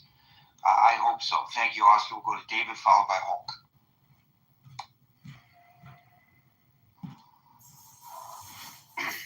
Yeah, another sobering topic, Gary, unfortunately. There's so many issues that are raining down on the outcome of what we've seen in London and here in America. I enjoyed your article, although I didn't enjoy the content. I enjoyed the way you wrote it and documented it. But there's a lot of hate in the world, Gary. There's a lot of hate that's being disseminated, and it comes from all sorts of sources and parts of the world. And when folks are aggrieved, or they feel backs against the wall, or they don't like what they're seeing, they want to blame somebody. They want to blame something. They want to attack, and they want to lash out. And a lot of times that is irrational. It's guttural. It's visceral, and it impacts minorities. Impacts the weakest in society, or the most vulnerably exposed to what it is they're perceiving as being the cause of the pain that they're seeing in the world today. I mean, God forbid, Gary, that this United States would produce such smart and sophisticated, or at least educated children that have to score well on these SATs and write these commanding essays to best their peers to get into these universities, to only then, as you put it, adopt these anti-Semitic positions against Jews or their fellow Jewish classmates in a rapid form of response to what they're seeing play out in the Middle East. But transpose that to a radical in London, somebody that's raised in a poor area of London and under theocratic strictures and not able to really enjoy the West or have the opportunities that the West provides. And then that person, I'm making the argument that a lot of the terrorism that London and UK and other parts of Europe have experienced has been homegrown terrorism by actual residents born with these ideas toward the West, toward the very country that they're allowed to live in and have these freedoms. And so, we want answers, we want remedies, we want solutions for the problems and the pain and the stuff that we're involved with as a government, and particularly when there's military and arms involved and mass destruction of buildings and people and life, limb and property. And nobody wants to sit down and have a dialogue about, okay, well, how did we get here?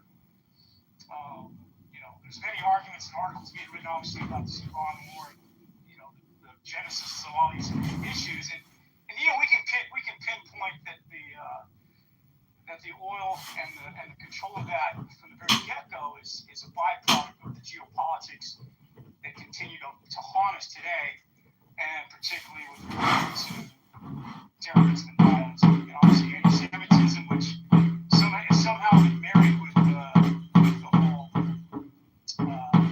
international issues that we face in the Middle East. But as you said, Gary, anti-Semitism, if Jews didn't exist, who would be blamed? There would be somebody else. There'd be some other culture. There would be, and of course, Gary, I want to just, again, we have a stage here. We have limited time. Other people want to speak.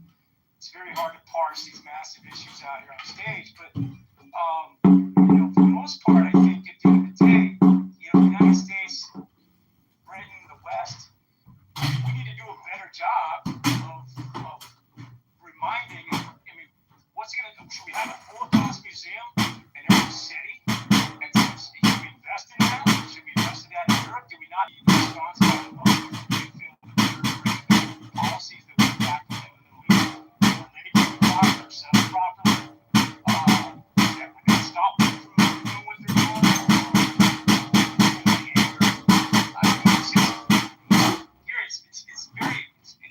It's mind-boggling to think how we solve the problem.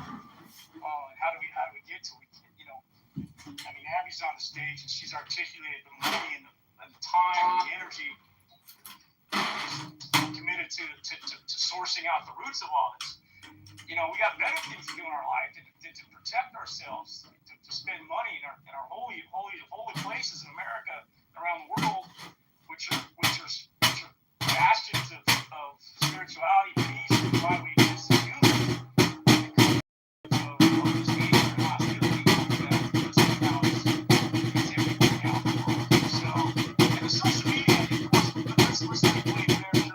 Technology piece that is leveraged by the hate, by the monetization of that, and the ubiquity of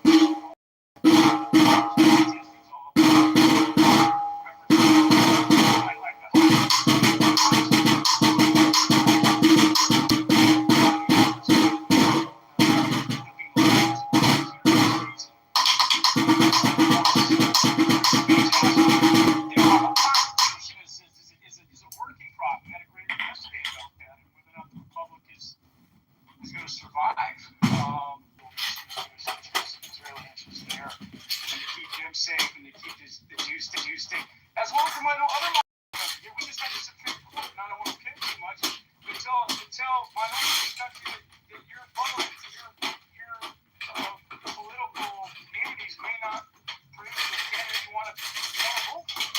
So I think those are bad omens for and that can somehow be married as well with how things are impacted as well, because they are part of that tradition of having to fight for their rights in the country. So I think if we wrote rights there, then we're not going to necessarily support rights over here. So I think the whole nation has to somehow get its arms around how we are. I don't want to get too involved in politics of Trump, but a lot of that is also playing out in a way that I've never seen before in this country. And I saw an interesting piece I wanted to post in the chat. It was comparing the 8 years of Obama to the almost 7.5, 6 years of Trump now. And just the disparity in these types of scenarios that have played out on the national stage, comparison is just mind-boggling in terms of where the country's at today. So Gary, I want to just reiterate your points. I love England. It's a great country. But it has changed. London has changed. It's anecdotal, but when I was last in London in 2015, I was visiting a British friend of mine going to a wedding at a museum Kitover, and I wasn't walking on the street. We were walking through this Hyde Park area, Watermark, to go to the shop and check what I'm talking about. And we couldn't find a proper British breakfast. We couldn't find restaurants that catered to any of that. That gentrified in a more Muslim direction. And I was walking sort of in the path of the parking and the road, and I was a couple feet off from the sidewalk. And my Kiwi buddy goes, "Hey, mate, get over here on the sidewalk." And I go, "What are you talking about? What are you worried about? They might run you over." And I go, "Is that rational, or is it because we're Westerners?" So, this is the fear that's out there, Gary. This is the stuff that is haunting, our Western world on some level. And it was irrational, and I kind of say, "Hey, man, you're out of control here." But are we? Are we out of control? On the stage today, I appreciate the room. Thank you. Actually, if he was speaking in British English, he would have told you to get onto the page. Caught up with him. Gary Baumgarten's rumors that drained him of all his dopamine today. He was claiming that America is going fascist. Jay Substack posting refers to our discussions. No, I can reach out to him. As long as you stay on the topic, which is good for him, or evil. What will benefit his life or endanger it? What goals he should pursue in the body of man and in the body's fundamental alternative in the universe, existence or non-existence. Thank you for that. I think if you cross post, you'll get Action is not a with regard to the United Kingdom, What was the numbers over the past 3 months? No, it was derived from alternative of its existence. So, no, I didn't know that I interested you. The rivers will run with blood. There will be blood all over the streets of London, and all of the polite bodies in the United Kingdom laughed at him and said that was paranoid. But Nick Powell has proven to be right. Now, for people that are in the United Kingdom right now, and I spend a lot of time there, there's actually a political leader who's running on the same platform.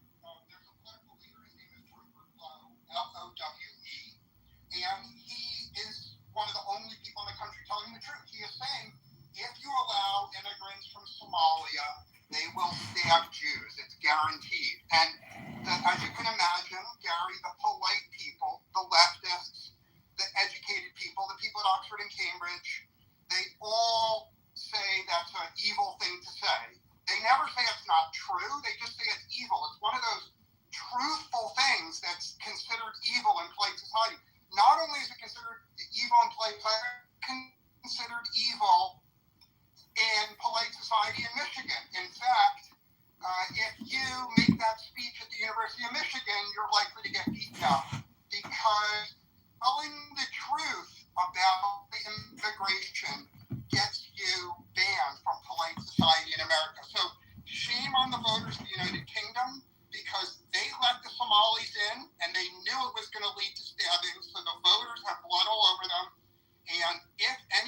this room is a British citizen and you want to rescue your country from a lot more stabbings, there's only one prime minister you could vote for, and his name is Rupert Lau, and I'm done speaking yet. Well, I don't know whether I feel comfortable attacking an entire group of people, whether they are Somalians or Jews. But it is true that the attacker, who was, I mean, there's no question of who it was. It's all captured on video. You can see it for yourself, is a Somalian immigrant. Thank you, Hulk. Abby, you get the last word. Oh boy, I really didn't want to have the last word here because I'm going to sound so redundant. And I hate having redundancy in your rooms and, sounding like I'm repeating over and over the mantra of what's going on. But it's definitely those incidents that have happened. The community trust, which is the counterpart of what we do in the U.S. with SCN, it's actually who we fashioned SCN after. It's a very strong organization. And as you see in those videos, the Shomrim, the guards that they have, came to the rescue immediately in the stabbing incidents. And also, if you saw the videos of that, you saw two Israel in our community, a real situational awareness. And also, there's, Gary, I might have said the video, I don't know if I put it in the chat, system of not having the weapons, but they're also not protecting the citizens as a result of it. So, where does it leave us? It leaves us having to arm up, having to be not just situationally aware, but trained.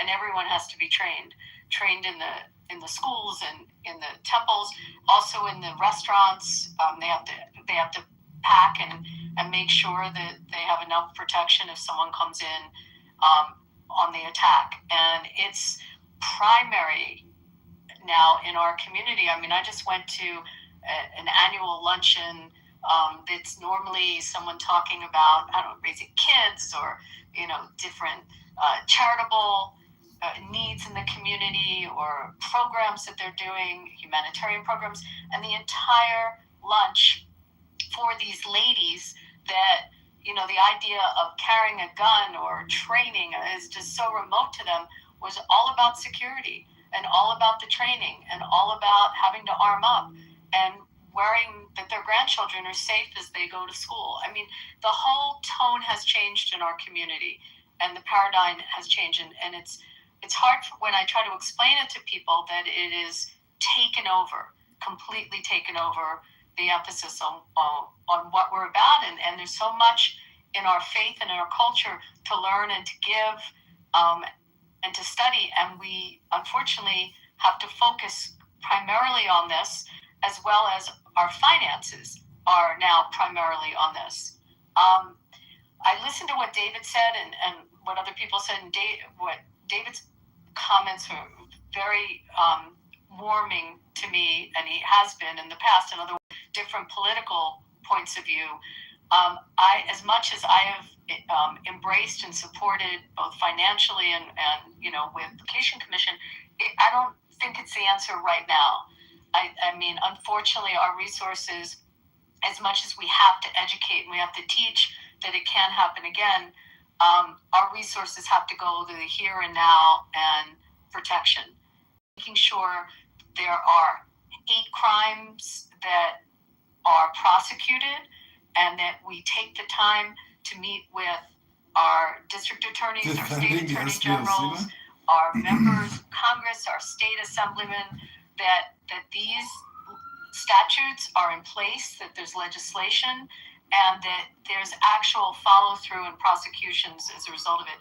I think that what we can do is make that a pretty loud statement that it's not going to be tolerated and people are going to go to jail for it. And they're not being prosecuted throughout. I mean, in England, and there's just story after story, but also in the United States, we have cities where we have district attorneys that are just they're not following through, they're not prosecuting. And what we can do is, and this is not the infamous Israel lobby or the Jewish lobby, these are American Jewish citizens that have to go to our elected representatives and tell this story and say, please help and please ensure that the legislation is there or the laws that are in place are actually enforced. I mean, I do as much as I can on that. Actually, tomorrow I'm supposed to go and testify at a hearing with respect to something with an education department in my state to make sure that the schools are safe and what they're doing to take affirmative action. I mean, silence by people is permission. And, you know, when we need, Jewish schools needs guards and students are hiding their Stars of David, and every parent and grandparent has to worry if it's safe to walk to synagogues. Well, you know, you listen and you see mobs chanting slogans that make us feel like we're being hunted down where we live in places that we've called home for generations, and our parents and grandparents have fought to protect, and now we're at risk in those same cities. And in places like in England, when Jewish ambulances, you know, places of worship are firebombed, that silence is not enough. And, you know, I just ask, and I hear it in people like David, and I thank him to stand with us and to help us, and that the solidarity means so much. And, you know, call it out for what it is when you see it. And it shouldn't be, it's a stain. It's just a stain on our civilization. And it's cowardly not to call it out. And that's you know, how I feel. And the last thing I wanted to say is, when I think about this with London, which is what the topic of your room is, the people that are perpetrating this or enabling it, or as the last speaker said, voting into office, those that are just turning their backs on it, their own grandparents and maybe parents, you know, fought a global war so that it could never happen again. I mean, they literally gave their lives so that this couldn't happen again. The English lives, the British lives, to stop it, and it's literally happening again, and they're doing flips, and that's just what I want to say. I mean, that you got to turn the anger into something productive, and for me personally, it's getting people trained, it's getting people armed, it's getting people situationally aware, it's target hardening our facilities, it's making sure we know who the enemies are, where the problems are. It's researching, it's being, you know, it's just being on guard. And doing that is at a risk for a lot of us. We're mapped. They know who we are. They know where we live. We have to do extra protection for ourselves, but we have no choice. It's literally on our doorsteps, every day, multiple times a day, and that's the hard reality. And thanks for letting me talk. Sure, and I guess my microphone, I'm walking around doing things in my house, and my microphone was stuck on. I hope that didn't distract from what Abby had to say. Very important points. Abby, I just want to ask you very quickly. I see Lena, who we invited up earlier, finally made it up to the stage, so you're lucky you didn't have to be the last speaker. But I know you have been very critical of the Starmer administration, the prime ministership in the United Kingdom. And I'm just wondering, though, given the fact that they seem to suddenly be waking up, they're increasing the threat level, they're calling this, that administration is calling this an emergency, the attacks on Jews in the United Kingdom. Are you a little frustrated that they're doing this and we're not hearing this in the United States from our government official? So first of all, they need to list the Muslim Brotherhood and the IRGC as terrorist organizations. I mean, there's a lot more that Starmer has to do, and I'm very critical of him. I am hearing it now. I don't want to get political. I swore to this, and some other people did, but I am hearing a call to arms and a protection from some of the leadership in our government. I definitely hear it from senators. On the Republican side, I hear it on some moderate Democrats that have come out. If you listen to people in Congress, like Josh Gottheimer, I can list off members of Congress that have been very vocal about it. Some that I don't agree on their other policies, but strong on this. I'm definitely hearing it from our senators. We've been hearing it from Marco Rubio. From when he was in the Senate, he's been a champion of this and still fighting it very loudly. And we're hearing it from the president. People can start bitching and moaning everything, and your chat can go as it goes in all those directions of the Trump issues and the Trump syndromes. But he has come out to our community. First of all, he changed Title VI in his first administration to protect our community. And the biggest issue from our government in the United States right now, when I said it's primary, it's not funding the National Holocaust Museum. It's making sure the security grant money is there to protect these facilities. And the security grant money is not just for Jewish facilities, but they are for at-risk faith institutions. These institutions are poor and they don't have $150,000 to put up front to pay for the systems that then ultimately it'll take them 2 years to get reimbursed. And they need to fix those programs and to make them user-friendly. But there are people within our government that, Ted Cruz has been amazing and a real strong leader in the Senate on this. And there are people in the government, including Leo Terrell, who's exceptional. But I think our president is aware of it, and he's communicated that, and he has been proactive on it. So obviously there's so much more that needs to be done because it's at an emergency level. But I am happy that it's this administration that's in now. I would be scared, much more scared, and probably having a different conversation if it was a Harris administration. So, and again, I didn't want to get political on this, but I'm answering your. Thank you. We saw in New York City that the pressures can make people change. The idiot mayor, Mamdani, blocked protections that were put into place by the previous mayor, Adams, of religious institutions, houses of worship. And while it was motivated by attacks on Jewish houses of worship, as you point out, in the example that you used, it meant all houses of worship. And he blocked that, and he recanted. He allowed it ultimately because of the extreme pressure put upon him. But he felt that setting up a buffer zone so people can have ingress and egress to a synagogue or a mosque or a church infringed on New Yorkers' rights to protest. No, it did not. And it just meant a buffer zone so people could go in and out. You could still protest, scream, holler, use your megaphones, all you want, but you can't block people and intimidate them going in and out of a house of worship.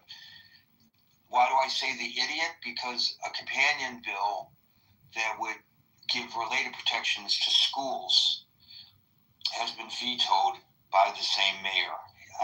And hopefully he'll come under the same kinds of pressures that he came under when it came to the religious institutions. But this is what we need, is people need to be protected. You can accommodate both people's rights to protest and people's rights to not be accosted. You can accommodate them in our society, and to say that one has to be done to the exclusion of another is stupid. It just shows that you're too lazy to make that happen. Lena, you've got a minute and 30 seconds if you don't mind squeezing it in. I'll be very quick, and thank you, Gary. This is very confusing. We're living in a globalized world, and information travels at the speed of light. And I am a baby boomer, so my parents, they were both in the resistance when Nazis occupied Great reason. You know, I think those of you weigh in, of course, being the person that I am, I would never support anti-Semitism. But I think it becomes very complicated when we are chatting and talking and speaking without knowing who we have across from us. And a lot of times, what I find, the way we are talking can sometimes slide into anti-Semitism, which is totally absurd, but it does, and it can. And there's a lot of anti-Israel sentiment out there after Gaza, generationally speaking. Okay, I just want to make that very clear that I have become aware of it, that a lot of people are anti the expansionist sort of project of Israel. Right, but what the discussion today is not whether Israel's policies are good or bad. The question is whether, if one opposes Israel's policies, they might not, by the way, that's just an excuse perhaps, but let's just take it at face value, that if they hold to that position, that it's appropriate to attack Jewish people who have nothing to do with the decisions of the Israeli government. And so... Absolutely not is the answer, Gary. Yeah, thank you, Leonard. I gotta go, unfortunately. Okay. Thank you. Folks, we're here Monday through Friday from 5 o'clock New York time, so until 5 o'clock New York time tomorrow for the next edition of the Critical Thinking Forum. Everybody be safe, be well, and peace out.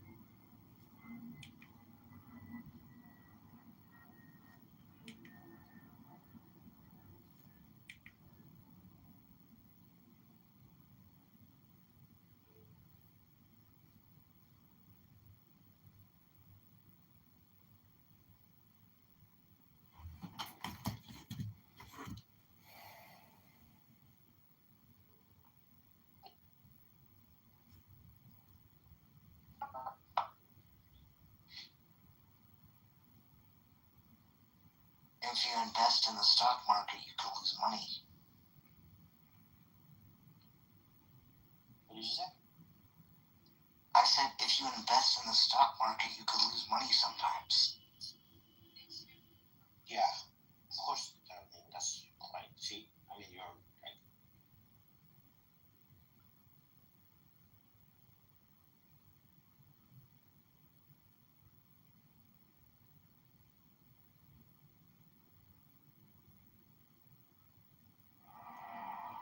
Mine is the head of the man, and my insight is keen as the hawk's. By my head I invoke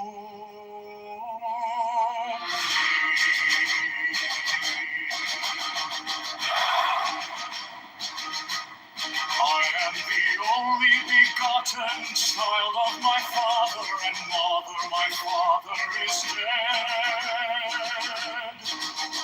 My mother bore me with labor and pain and fear.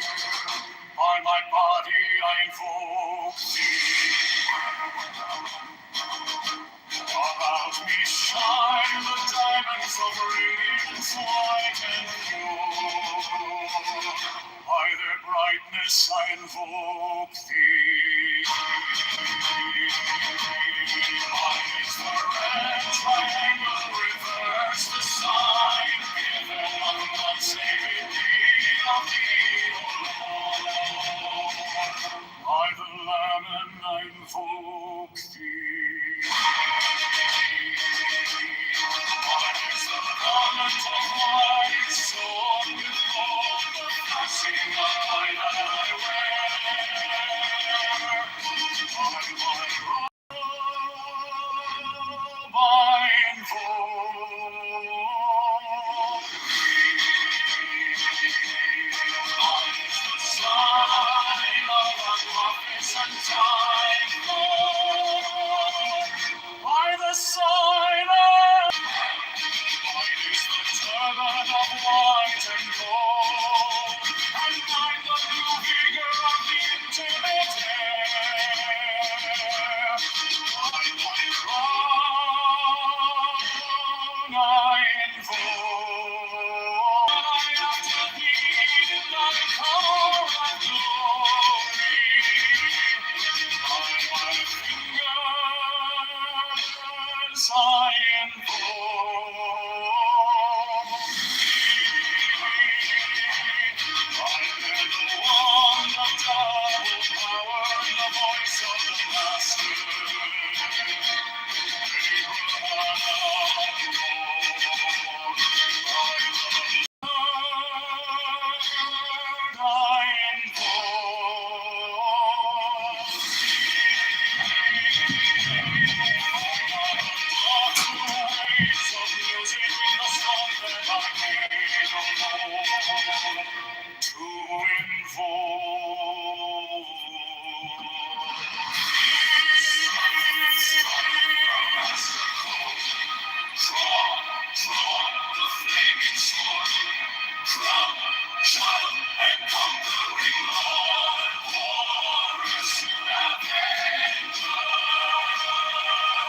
By the song I invoke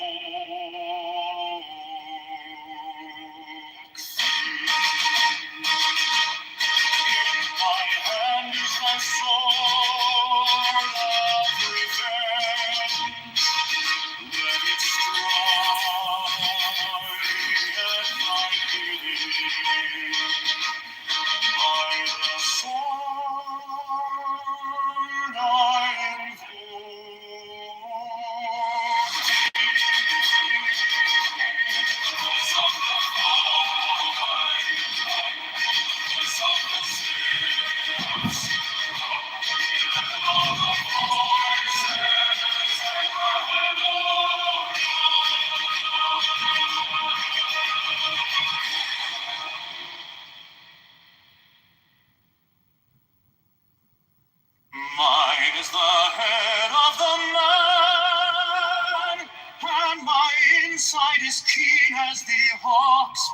my bed I invoke thee.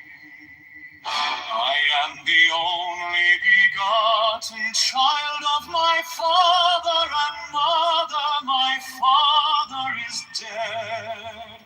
My mother bore me with labor and pain and fear. By my body I invoke thee.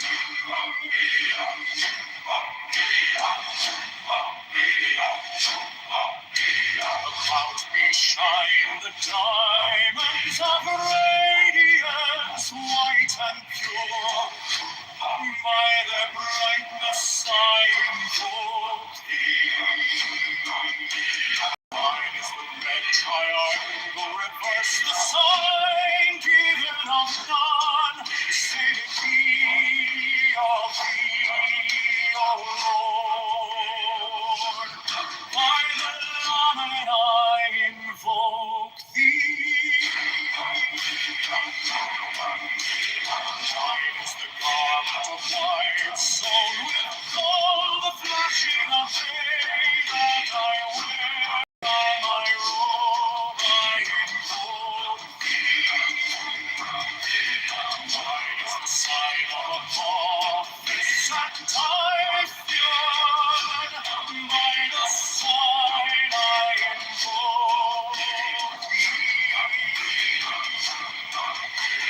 Mine is the turban of white and gold, and mine the blue figure of the interwear. By my crown I invoke thee. My fingers travel on the beat of pearl, so run I after thee, thy car of glory. By my fingers I invoke thee. Find the wand of double power in the voice of the master.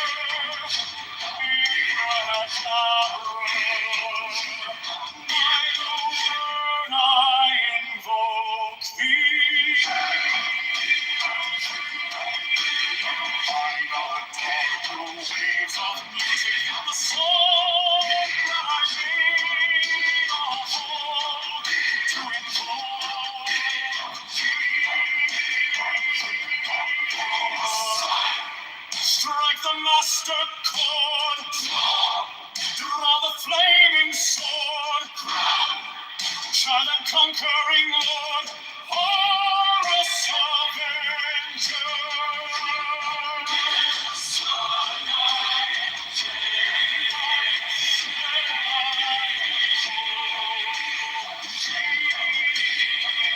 In my hand is thy sword of revenge, and its strike thy cheek.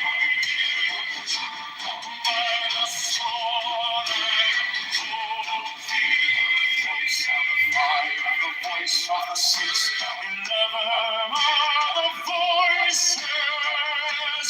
Abrahadabra.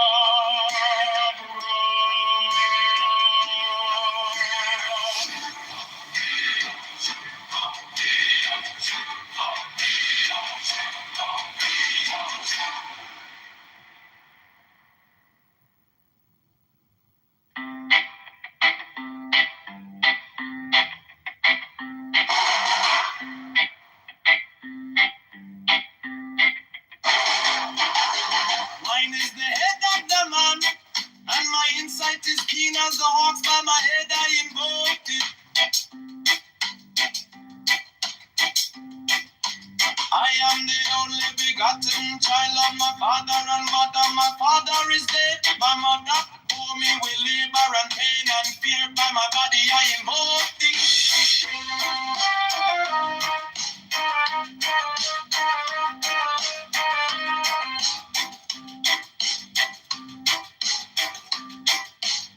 About me shine the diamonds of radiance, white and pure. By their brightness I invoke thee. Mine is the red triangle, first the sign given of none. Save it be of thee, O Lord. I tell them and I invoke thee.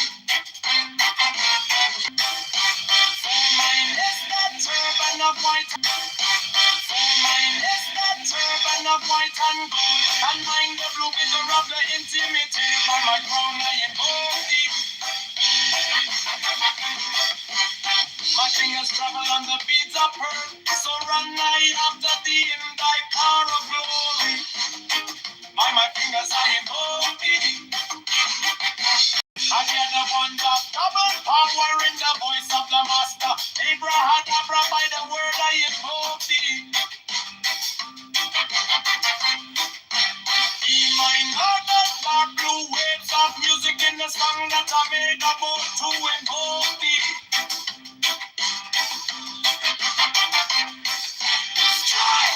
Strike a master chord. Draw the flaming sword. Triumph and conquering Lord.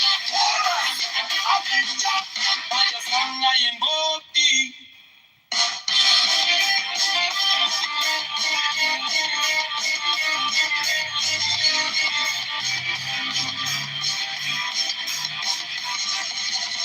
In my hand is my sword of revenge. Let it strike at my will. By the sword I invoke thee. The voice of the fight, the voice of the six, the voices, everyone alone.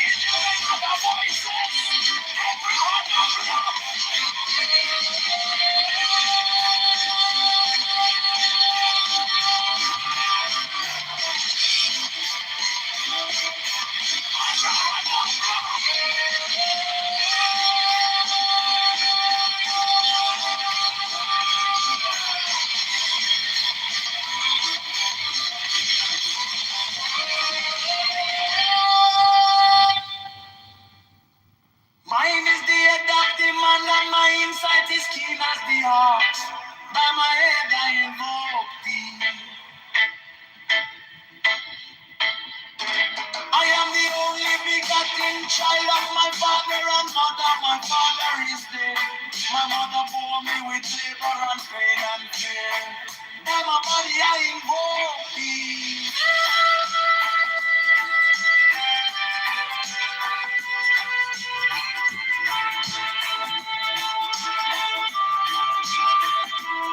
Around me shine the diamonds of radiance, white and pure. By the brightness I invoke thee. Mine is the red triangle reverse, the sign given of none. Save it be. Mine is the garment of white soul with gold. The flashing of light that I wear. By my robe I invoke thee. Mine is the sign of apophis and typhus. By the sign I invoke thee.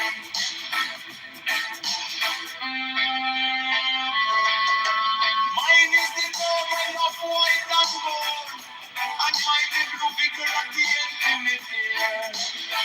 By my crown I invoke thee. My fingers travel on the beats of pearl, so run I after thee in thy car of glory. By my fingers I invoke thee. For that the wonder of double power in the voice of the master. Abraham, by the word I invoke thee. Thine heart, the dark blue waves of music in the song that I made of all to invoke thee. Strike the master chord, strike the flaming sword, the ground, the courage, Lord, pardon, and if not, I deserve my infamy. In my hand is the sword of revenge, let it strike, I must be beaten. By the sword I invoke, the voice of the fighting, the voice of the six, 11 of the voices.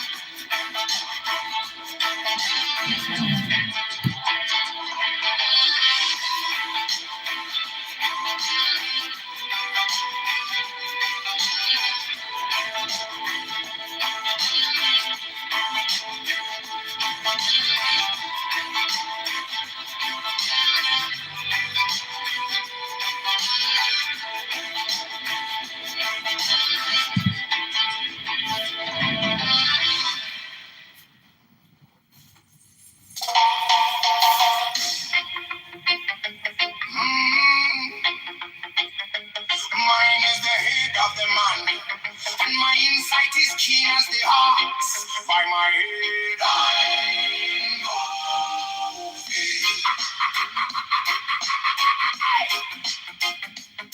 I am the only begotten child of my father and mother. My father is dead.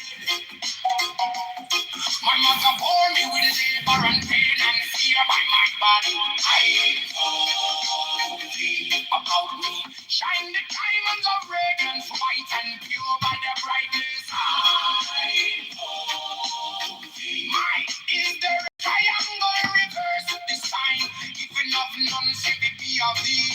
Oh Lord, by the layman, I know thee.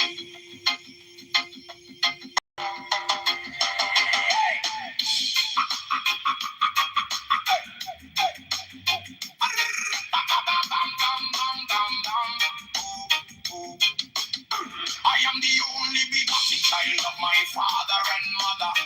My father is dead. My mother bore me with labor and pain and fear by my body. I invoke thee. About me shine the diamonds of radiance, white and pure. By their brightness, I. Mine is the head of the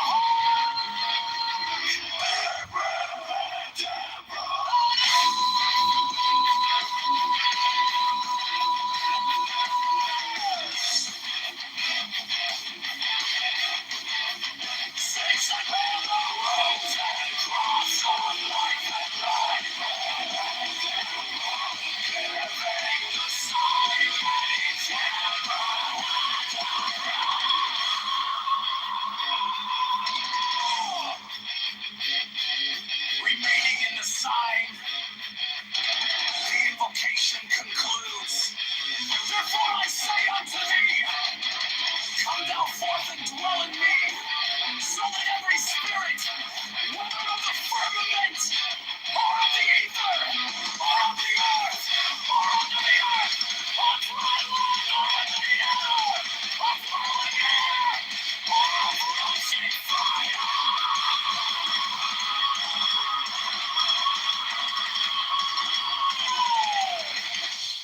and every spell and scourge of God, the vast one might be.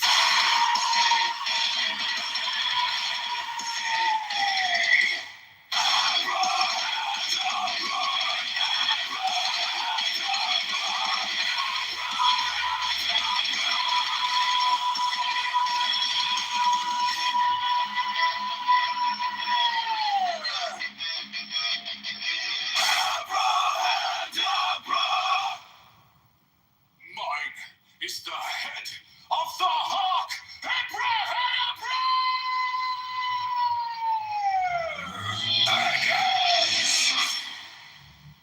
I bear the rose and cross of life.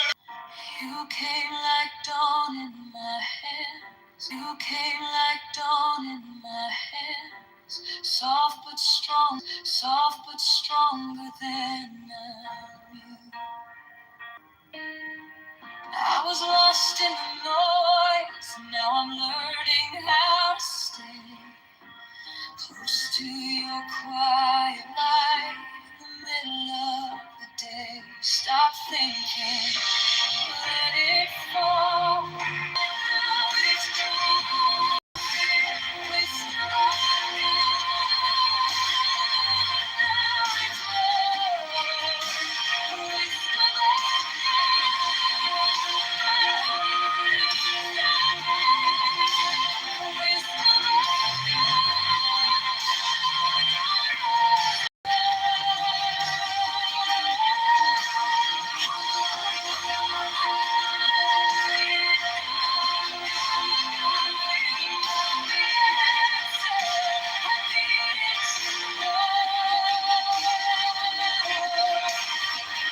Your touch is a steady rain on the dust of who I am.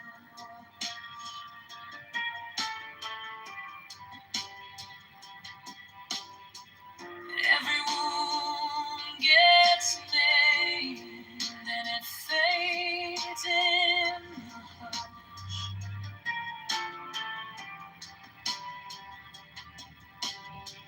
I don't need 1,000 signs when your name is in my chest. One deep breath, one brave step, and the rest can be blessed. Stop thinking, let it fall. Take the deepest breath of them all. Hold it close. Don't run from the feeling. One more second. You can't start bleeding. Wisdom of God. It's wisdom of God.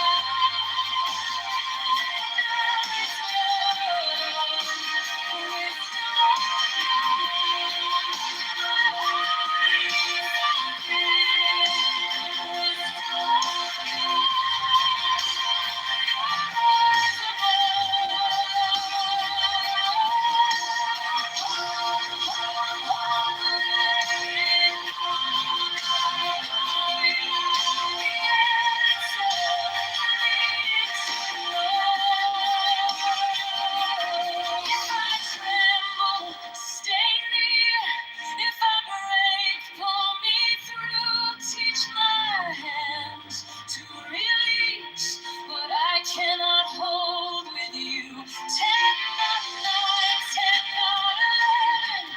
I breathe in your holy calm. In the storm in my head, lay still like a calm.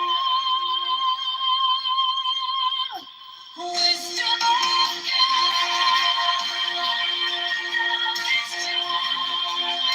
Wisdom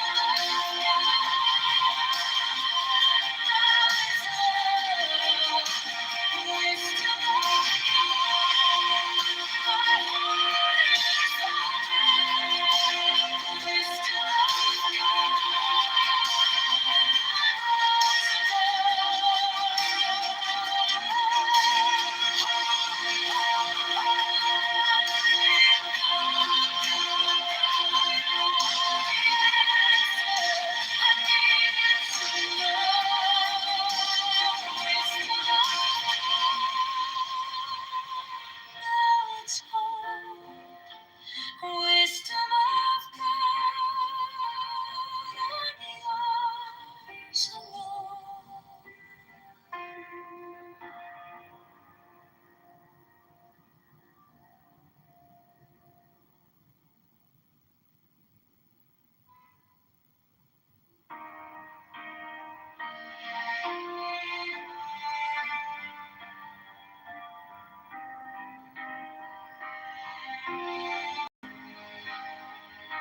You came like dawn in my hands, soft but stronger than I knew. Within the noise, now I'm learning how to stay close to your bright light in the middle of the day. Stop thinking,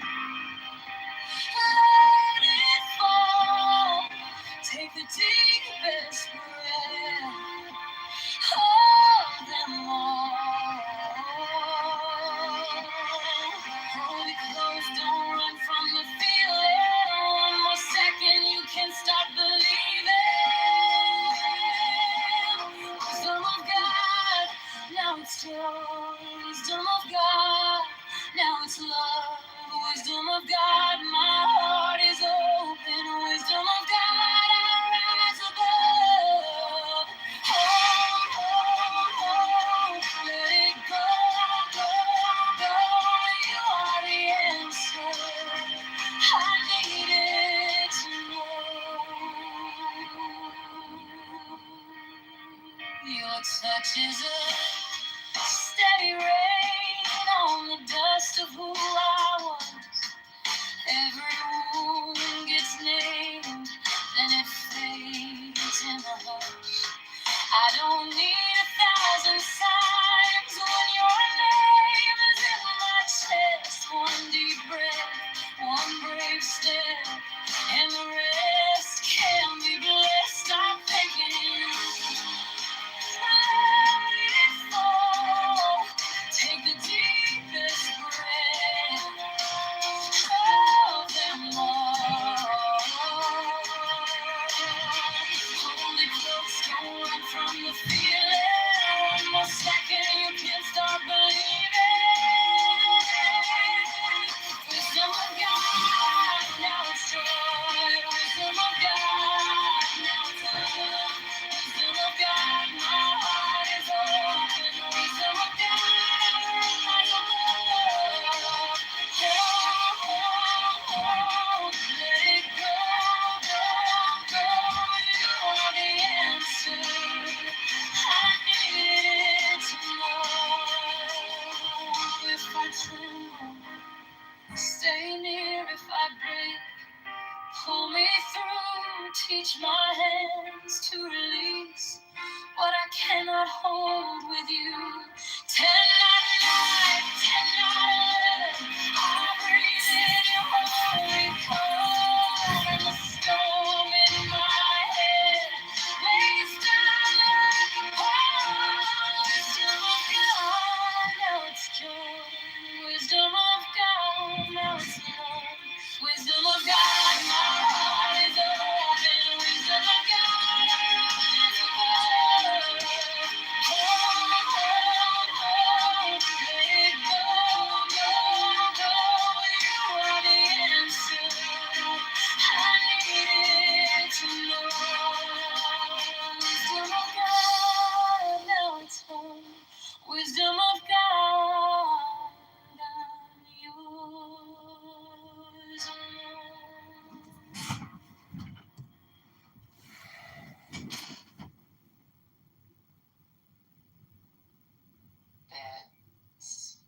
Or it's quieted down or minimized.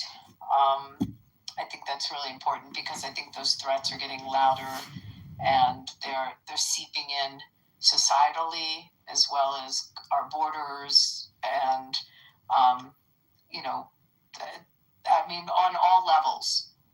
The threats are there, and that would be a second. I don't know. I'd have to think about what my third would be on whether it's a domestic, what domestic issue stands out. But Stopping the potential civil war between the left and the right, figuring out how to do that. Finding a leader, maybe. Wouldn't it be amazing if you could have, like, I don't know if it's ever even been thought about, where you have the president and the vice president from two different parties, like they did in Israel that time, and then they and that we did that for a little while in the early in the country. The person, I think it was only in the first 3 elections. Adams was. And Jefferson. So basically, yes, that's true. I forgot about that. It was the person that got the second most votes in the electoral college became the vice president. And yeah, I mean, I don't think a lot of Jefferson. I think a lot of Adams. I think Adams was probably the best guy we've ever had politically at that level of the game. But he was a one-termer. I mean, you forget that John McCain wanted Joe Lieberman, and the Republicans said no. Was Lieberman already an independent by then? Independent by that time. Right. Yes, do you know that this group that I did a documentary with a long time ago on Begin, I didn't put invest acquiesced in this, but they then did a second documentary on the life of Joe Lieberman. And while they were doing the documentary on him, this is just a side note, he died like before they were finished filming. So they had to kind of regroup and rewrite the whole second part of the documentary. But it's out. It came out. I mean, he's a remarkable man. But would you say that probably was the most contemporary reach over between the parties? I didn't even think about that one. Yeah, he wanted to. Joe and Lieberman were very close. It's very interesting how very, very close friends you don't have anymore. You had Joe Biden and John McCain. Joe Biden and John McCain. They were like brothers. You had Bill Clinton with the Bush family. We don't have that anymore. You don't have Chip O'Neill with Reagan. You don't have that kind of thing. And you got rid of John Bonner. But they're actually, here's two members of Congress that I know, and it's weird. Remember when I went to the State of the Union, they sat together, even though they're different parties, like the parties are split in the room. Mike Lawler from New York and Josh Gottheimer are very close, and they've introduced bills together. Like their politics are very similar. And you see some of those alliances in Congress, kind of what you're talking about, but you're talking about more leaders like Boehner. Yeah. Historically, it's not as far back as Jefferson and Adams, but there's one other time. But I think it is that because you mentioned Civil War. Lincoln's second term, I want to say, he was a Republican and Andrew Johnson was a Democrat. I didn't realize that. Were their politics that different? I think, again, it was more unity because how fractured the country was. Even the parties were fractured. Lincoln winning the first time was almost an accident, right? Because he was way out in the woods and kind of wedged his way through the New York establishment. How long was he in office for his second term before he was assassinated? Not that long. It was about a year, right? It was less than a year. But the Republican Party was fairly new. No, it was months. It was about 4 months. It was April. Raise money for the Union, right? In the Civil War, yeah. Sorry, guys, that's a club in Philly. Scott and I had drinks at. Yeah. It's interesting. You and I, I think about this with a lot of my Republican friends, right? When you and I sit and hang out, I don't think we actually disagree about that much, right? You and I could probably, if you and I were senators or something, we could probably cut a lot of deals, right? Because we both love the country and we both, we value similar things. We probably would have different views on healthcare or the welfare state or something like that. But at the end of the day, I think you and I split the difference. And why can't we build a culture that splits the difference anymore? Interesting. Yeah, we really haven't disagreed. It's because I don't think everyone. I started out as a Democrat and moved to a Republican. I think people shift, but that doesn't take away some of your core beliefs. And I've said this to people and they don't believe me, but this is firsthand. When I sit in the RJC meetings, I'll sit in a board meeting and there'll be like 40 people at the table. And I don't know if I could count on my hand any of the people sitting at the table that aren't pro-choice and pro-pot.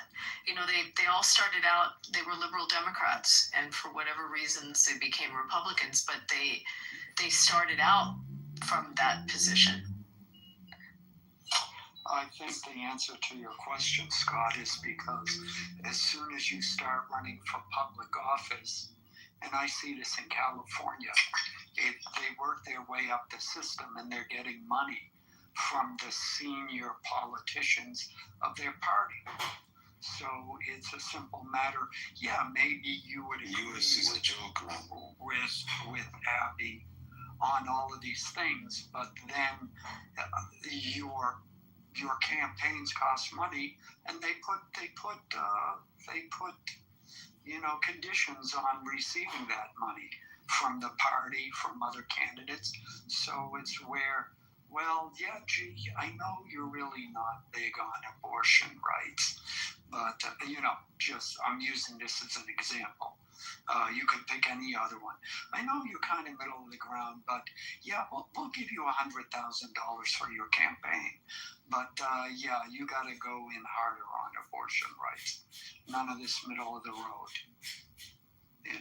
And so, you end up, if you want to run for office and win, which winning is always nice, it comes with a price tag. And so you and Abby will suddenly find that, Abby will come, gee, why did you vote on that bill? Well, Abby, this, that, I had my reason, whatever. And then Abby ends up, choking you to death. And then it becomes a big, scandal. And, and then you can't have that. So that last part might have been made up. Let's go to Universe. My man, John Kitover. John, I mean, you're an outlier, right? And you irritate most people on the app, but how would you heal the country? I mean, John, if you...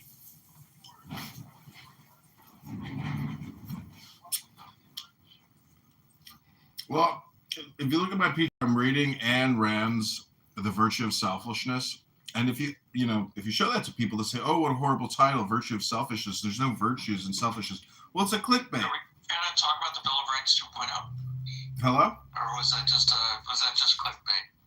Hello? Oh, yeah, Jakob, you're in Oman. You can, you can take over the room if you want. No, I'm not taking over the room. I just, I thought it was an interesting concept. To be honest, I've always been thinking about Talmud 2.0, like if the rabbis got together again and sort of like talked about it. So like, it's a really intriguing idea.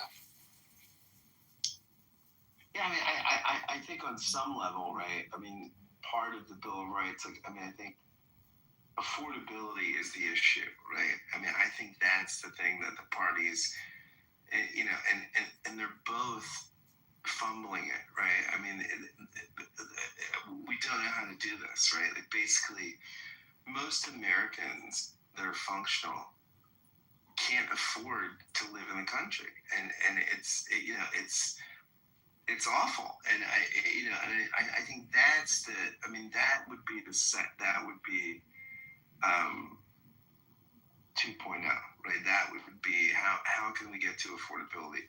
But I think the left would say that you do it through taxation and redistribution. The right would say you do it through deregulation and lower taxes and prosperity. And I don't know that either party has been successful in making life affordable for most Americans. How do you come back from 9% inflation under Biden? That's what I'd like to know. Because we're still reeling from the effects of that. Yeah, so I think what Biden did was he made a strategic decision that we could say was a fail. I think he was facing a recession on his watch. So what he did was it's so great, the inflation, the Anti-Inflation Act or whatever. Inflation Reduction Act. Yeah, what he did is he drove up prices, right? I mean, he put $1 trillion into the economy. And I'm not an economist. I don't know anything about economics, but I do know if you have more money chasing the same amounts of goods, the prices go up. So he inflated prices. So, but I think it probably did stave off the recession. It might have not been the right decision politically, right? I mean, it just pragmatically. I mean, I think probably a more disciplined president would have just let the economy go where it went. I'm curious where Greece is now, because Greece was having a lot of problems, and I haven't kept up on it. And I don't spending money. That's not a difficult concept to understand. It might be difficult. Hold on a sec. Thank you. It might be difficult to sell politically, and we've seen time again, like in France and in other countries, where politicians try to propose austerity budgets, and well, people just lose it. And you'll see protests, things like that. But I mean, the idea that you spend too much in the last year, so this year you have to spend less so you can get back on track, is that a difficult concept for people to understand? And why wasn't that being sold? I know, but this goes back, I think, Alan, to an Indigo Girls song. The hardest to learn is the least complicated. It's not complicated. It's just a hard lesson to learn. I don't think, Yeah, I agree. Yeah, I mean, and I mean, Abby could speak to this, right? Because she is, the dean of conservative politics here. But even Ronald Reagan, right, was not a fiscal conservative, right? I mean, he was claimed to be one, but his actions were otherwise.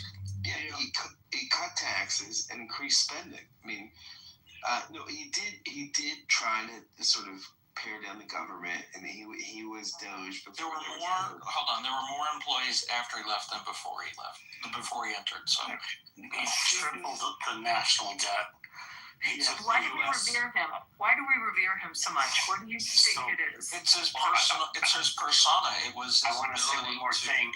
When he took office, the United States was the largest creditor nation on the planet. When he left office, it was the largest debtor nation on the planet.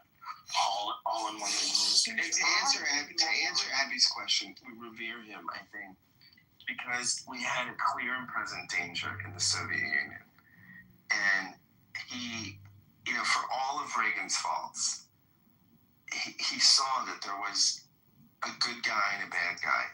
And that's part of what spent us into our debt, right? I mean, it was deficit spending on the Cold War. But, and we won it. I mean, so I think that's why we revere him, because he won it. I think you're right. I think that's one thing, but I think there's a lot more. He was a very good communicator, and he brought the country together after a decade that was very difficult and full of malaise and whatnot, and brought hope, and people bought into that messaging. When it comes to Reagan, I think people forget how politics work and our Congress works. What I remember is that Reagan proposed all these cuts, and I forget the name of the budget guy he hired, who was just slashing government programs. David Stockton. No, David Stockman, yeah. Okay. Stockton. Stockman, I think. Yeah. Was it Stockton? I've heard the name Stockman 17 times now. Like 15 years ago, I couldn't put a date on it. But I think that used to be true when Democrats still believed in meritocracy and those kinds of principles to a certain degree. I think now that they're pushing a different narrative, I don't know that we can count on that. Because you're going to have executive. I'm sorry. No, may I say something about Reagan from both sides? Looking at him from both sides. Bear in mind, Reagan had been a Democrat when he was governor, and he became a Republican because his wife, her stepfather, said, "I can bring you Bloomingdale's. I can bring you all of these people. I can get you in." And that's why he became a Republican. By the way, my parents, who were Democrats, became Reagan Democrats. They weren't happy afterwards, but they were Reagan Democrats. They did vote for him. My issue about Reagan is that two things. Most people have never gone back and looked at the McCarthy era, and he blackballed. He's somebody who blackballed people who died, people who lost their careers, people. He labeled them as communists, and it was a horrible thing that he did.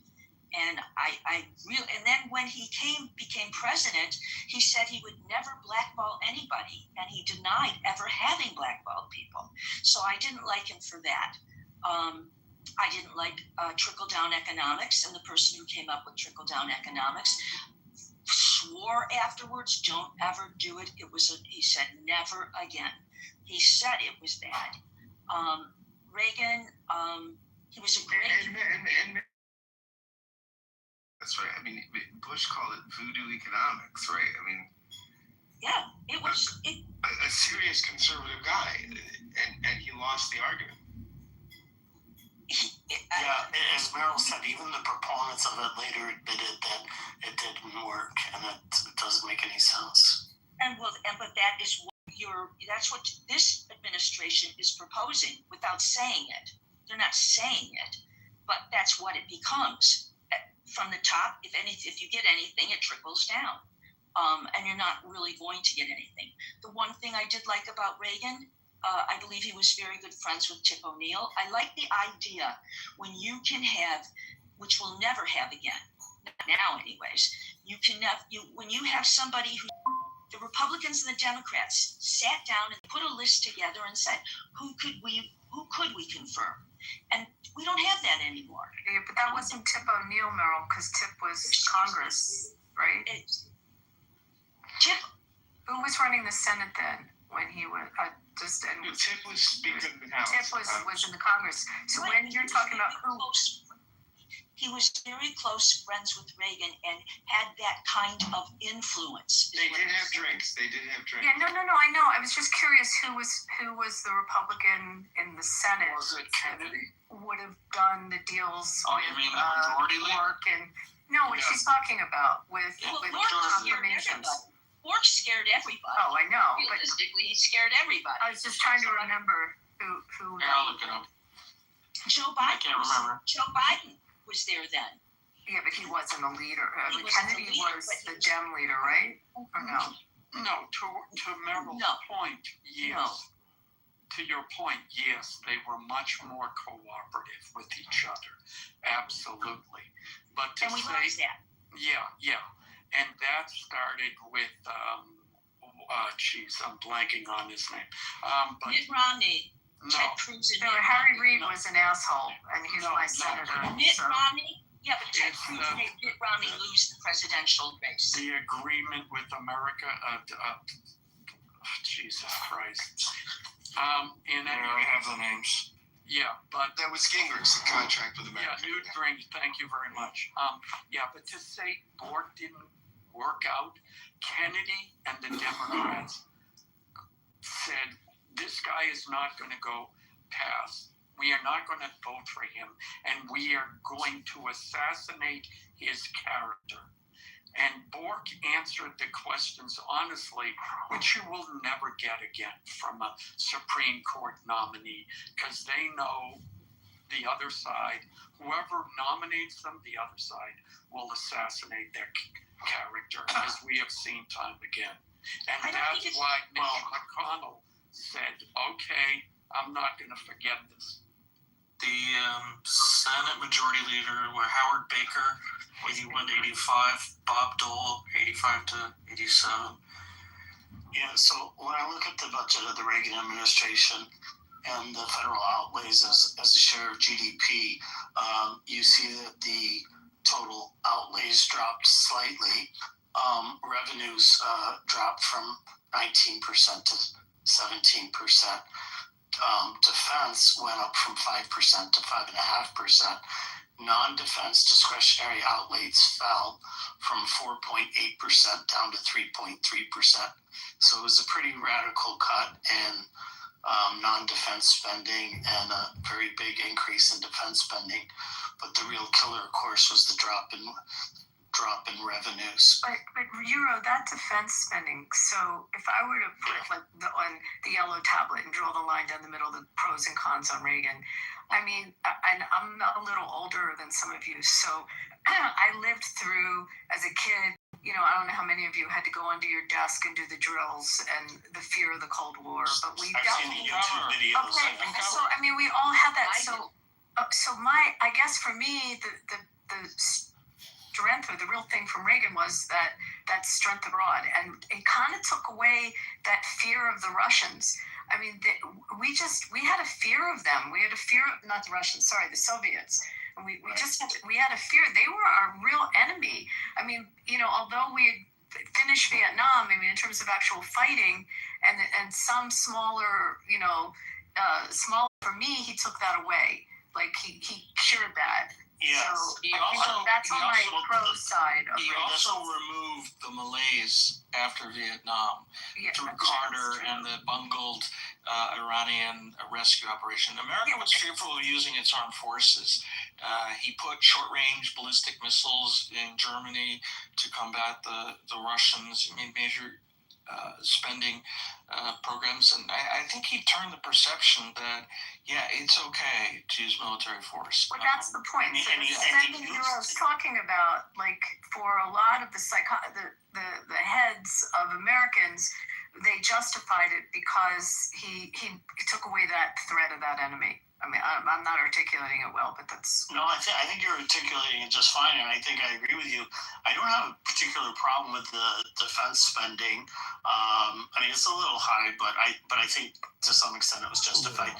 And, he did have this little squabble, what was it, in Grenada and stuff like that. That lasted like 10 days. I mean, you do realize... that was during him, right? Grenada was during him. When Reagan was president, we paid annually what we now pay monthly in interest expense. Annually. Now we pay it monthly. Yeah, so the big problem with Reagan, I don't think, was the defense spending. I really think it's more to do with the drop in revenue, so like I said, which was significant. And like I said, the United States went from the largest creditor nation on the planet to the largest debtor nation on the planet. And I think that culture is bad. I've researched this, and I think his tax policies did increase revenue. Basically, when you deregulate, not as much as the economy grew. So that's why I said as a percentage of GDP, it dropped. So it went from 19% down to 17%. So it's a pretty significant drop, which is one of the reasons. Part of that is we didn't cut spending, right? The debt went up. This is what I'm saying. Like, you don't want debt to go. Like, it's not like a small difference in debt. He tripled the debt. So it's significant. There's something I don't understand, though. Meryl, you said that he started out as a Democrat. And yes. I'm having a fleeting memory of him being at the Republican convention and not getting the nomination. And he was 76. He was viewed as an extreme right wing. Like, he was extreme right. So it's weird that he started out as a Dem because he was perceived, compared to the other R's at that time, as like far right. No, that's actually incorrect, Abby. That's totally incorrect, Abby. Abby, that's totally wrong. He was a Barry Goldwater disciple, and Goldwater, it's interesting because Cheney was, in that administration, and I remember listening to in what role? Cheney was defense secretary. And they were basically, Cheney basically said, Cheney was an old school traditional Republican, and somebody, one of these supply side guys came in and said to Cheney, like, let me explain to you supply side economics. And it was the same thing that Bush said. It was voodoo economics.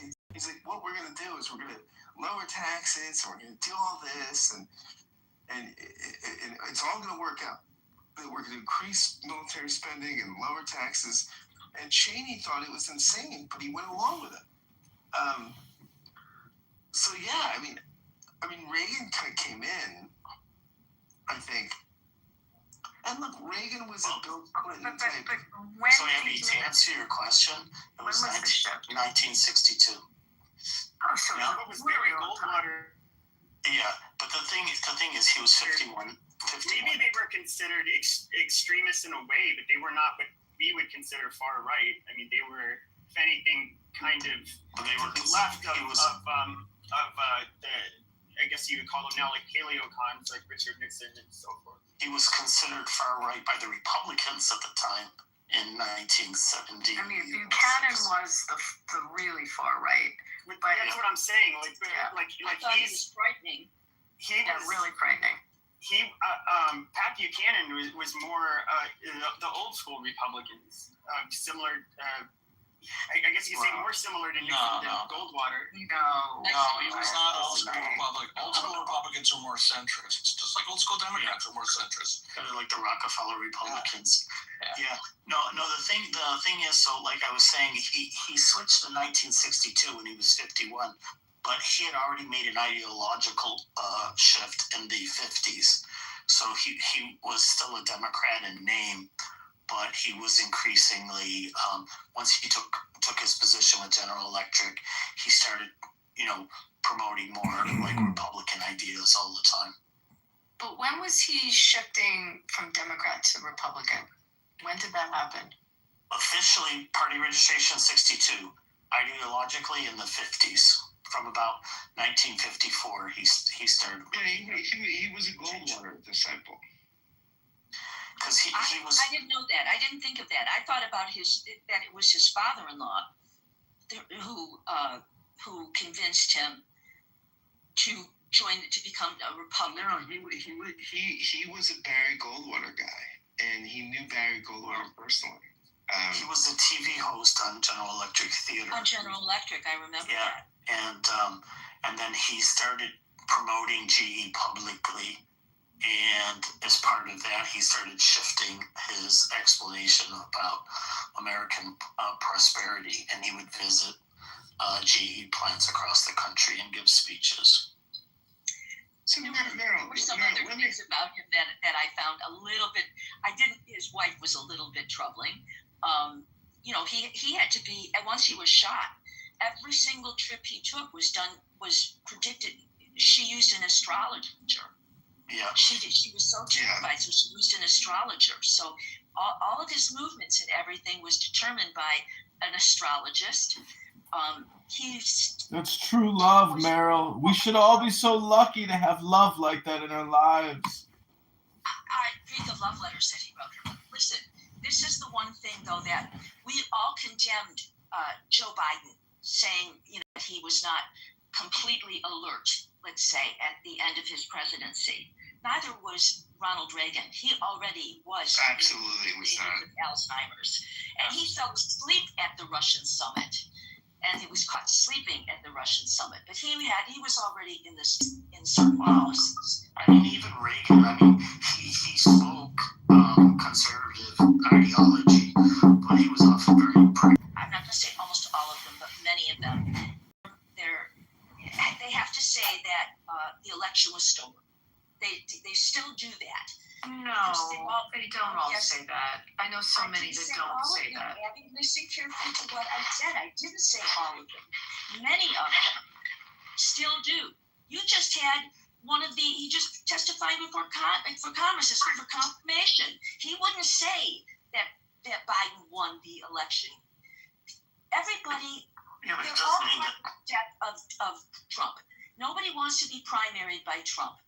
And when you look at all of the Republicans that are running, including people you might endorse, Abby, they all say they are Trump, they're conservatives and their politics are more like Trump. They seem to want to say that because I don't believe it, but I believe I believe some of them are just bursting, wanting to bash him, but they're not going to because they want to win. But I can only think of a handful. Pardon?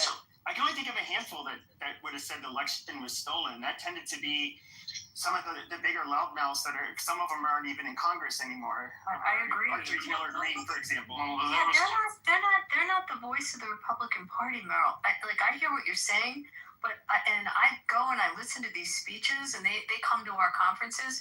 I haven't heard one of them. We have a lot of them that present to us that have talked about the election being stolen. None of them, the main ones in Senate, like Tom Cotton or Cruz doesn't say it. I mean, go through like the bigger personalities in the Senate. You don't hear anything from them. They're not saying the election's stolen. Like the outliers, Pepe's right.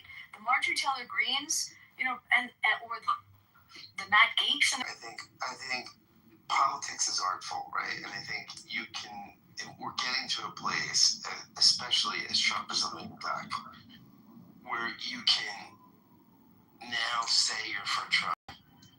And I think Trump has discarded this narrative, right? Because he's just bored, and I think he's a second-term lame duck president, and I think he's, which most presidents in their second term turn to the world because domestically they can't do business with anybody, and so he's running around doing things like Venezuela and Iran.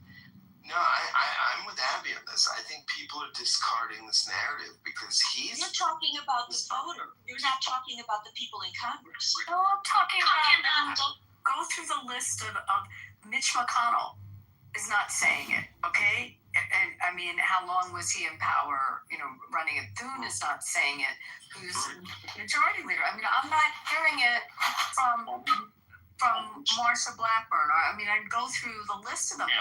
You talked about somebody. If you talked about somebody, was it in South Carolina or North Carolina, a Republican who was a candidate? He had been, I believe, the head of the Republican Party, and you actually went. You put in chat that you support. You thought he would be great. He was an election denier. I mean, I haven't about that. Right, but Marilyn, as you pointed out, a lot of them say that not necessarily because they believe that, but because they're concerned about pressure that would be put on them. They would be primary against. Yeah, well, a lot of them are running. A lot of people who are running have taken that off their websites. They used to have it on their websites. Oh, I like Watley. I think he's a really smart guy. I think he did an amazing job with the RNC. He's a good, facilitator. I liked him. I mean, I don't remember if that was his mantra. It's definitely hasn't been his mantra. Now the party is Laura Trump and he's still. Well, I think that's father wants because Trump. Right, but I'm not praising Laura Trump. I'm just talking about Michael Watley. I mean, I thought he was a very strong leader of the RNC. Where was Ronna McDaniels on it? I don't remember her position when she was running the RNC. We actually mocked them. I think Republicans especially. Of course, I think they would try their best not to publicly do it, but most Republicans kind of laughed at people like Marjorie Taylor Greene, the people that were really big into pushing the election was stolen and that kind of stuff. I mean, these people were kind of loony ideologues. But you have to remember, her constituents voted for her. So it is when it's practical for some of them, they say it. When they don't think it's practical, they remove it off of their website. Okay, so they let's did go. it about abortion. But no, look at who are the power or really up and coming senators. I forgot about this one, who's like one of my most favorite, because it's in his first term, is Dave McCormick, who's the new senator in Pennsylvania. He is not an election denier. I've never heard him say that. He's also has a fabulous future within the party, and represents a state that's kind of a purple state. And, take a look at Dave McCormick. The views are, I don't know if you would consider them extreme. I think he's a mainstream Republican. All right. Have not heard it from him. Say he's our president. That's all he was our president. Has Rubio said that? Hold on. Please let me finish. Okay. Rubio, you know what I think I know you love Rubio. I want to tell you something. I wanted Marco Rubio for Secretary of State. I thought, here is the voice of somebody with experience and someone who's going to stand up to Trump. He's not going to be the sponge. He's not going to fold like everybody else is doing. And I think that Marco Rubio, the best thing that he can do by the end of this administration is remove himself, get further away from him, and not do Trump's bidding for him, because he is smarter. I agree. He's the only one that I really wanted to see. And when I looked at but every single one of the Republicans confirmed every single one of the people that had absolutely no right being in that administration. They had no qualifications. They're they're terrible. And I know the question was asked about what would be the 3 things that you would do. The first thing I would do would be, of course, I'd get rid of all of them. I would put experienced, well-qualified people in there. And when you talked about the fighting terrorism, the DOJ got rid of that. And the FBI got rid of that. They don't do that anymore, the terrorist investigations. I bring that back. So, Abby, I was going to try to take a stab at answering your question about who in the Republican Party today would be most similar to George H.W. Bush. So my initial reaction was nobody, because he had quite extensive experience. Because before becoming president, he was a congressman, he was a UN ambassador, he was the chair of the Republican National Committee, he was the envoy to China, CIA director, and of course, vice president. But in terms of overall establishment temperament, I would probably say Mitt Romney comes very close. He is, of course, retired now from the Senate. Experiences he besides business. He was He's business-oriented, political family, institutionally conservative. He was an internationalist, and he's uncomfortable with populism. If you want to talk about in terms of who has a similar moderate, pragmatic New England style Republican, you got Susan Collins and Phil Scott. A bipartisan governor type, you got Larry Hogan. You got Nikki Haley, of course, as an internationalist Republican, and Chris Sununu. When you say internationalist, what exactly are you referring to? Internationalist? In other words, not a nationalist. Globalist. Globalist. Well, I would call it a globalist. Sununu's interesting because Sununu and Hogan both came out against Trump with Chris Christie. They all joined that anti-Trump bandwagon. And it's sad that Hogan lost that election. Although people love the net present governor, and he ran for Senate in Maryland, but he was from the Chris Christie camp of, I don't know, what would you call them? What Merrill was describing as these. Which ones? Sununu, I would say. Republicans? I would say, Sununu is a New England Republican. Yeah, they're from the Northeast. What was the last guy you talked about? What was that? Lindsey Graham's kind of a tricky one because he's all. No. Who was the Chris Christie? Man, The hardest, I've said this in rooms, and you can fact check me on this. The hardest job for a governor, the hardest gubernatorial position in our country is the state of New Jersey, to be a governor there. Yeah, makes sense. The amount of responsibility and what falls under the purview of the governor's office is greater than any other state. And if you look at it, he has to appoint judges. He has stuff that other governors don't have to do. And if you talk to people in New Jersey, it's a funny place because it's a blue state and they elected him. And he was a popular governor, in terms of his policies, etc. And he came out totally against, first of all, he was with Trump. He prepped him for the debate in the first round, but he came out completely, against Trump. Yet, I don't think you can take away. Abby, don't you think? Scott, he was popular. Forget the Bridgegate stuff. He was a popular governor. But Abby, don't you think Chris Christie's popularity, right, he actually was a conservative? Trump's not a conservative. Trump is a bombastic.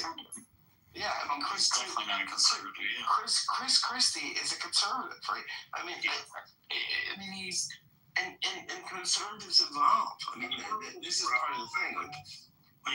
When you look at a guy like Chris Christie, part of his conservatism is evolution, right? He's look. Whenever I see Chris Christie on the media, he's the most sensible person speaking, and he's center right. He's And I say this as someone that's not a conservative, right? But I think we could use probably more Chris Christie conservatives in the country to balance me out. Okay, go to the 17 people that were up when Trump ran the first time, do you remember all the 17 candidates? John Kasich, Okay, so Kasich, right, Jeb Bush.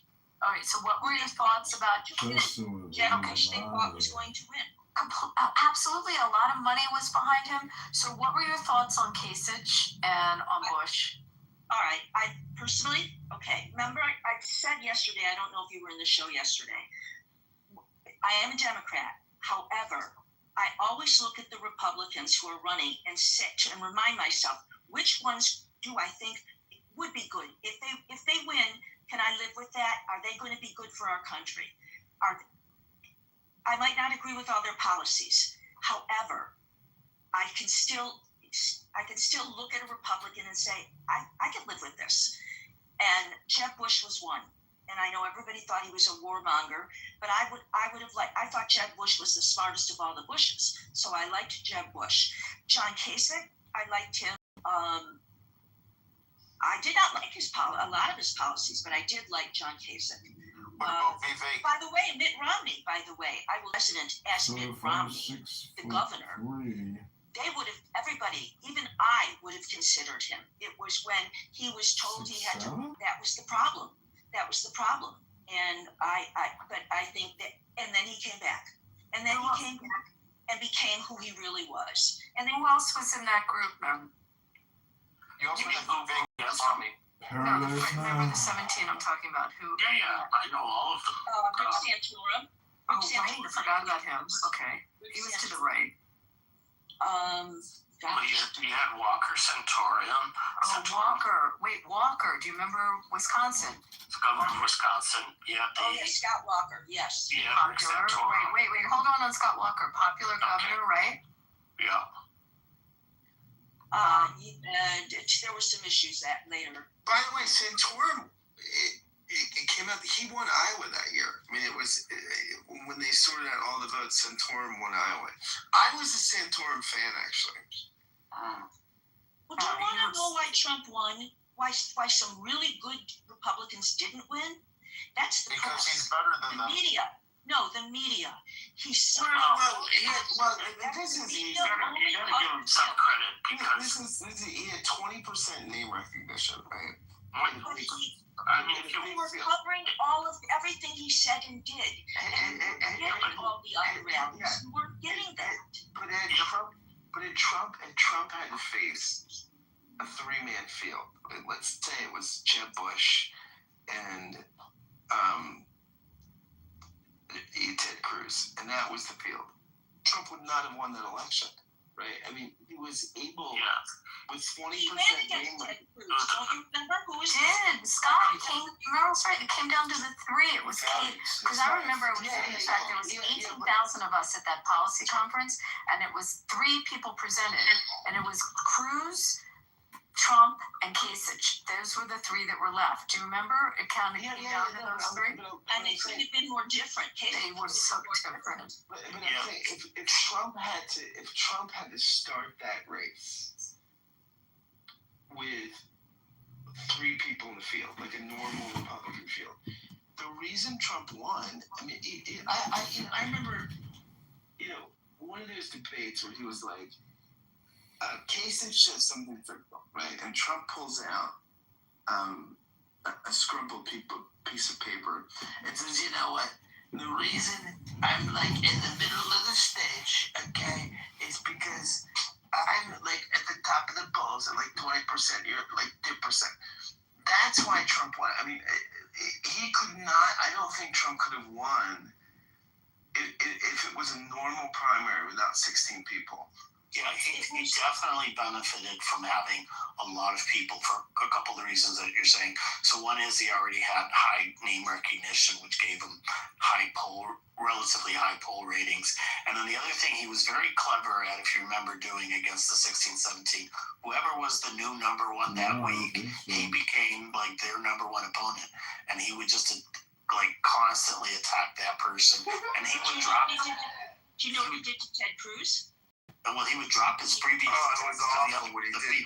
What he said that he attacked the week before. Immoral. I mean, it was so terrible. What he did to Ted Cruz is more than until we had learned about the National Enquirer. bit, we didn't know that.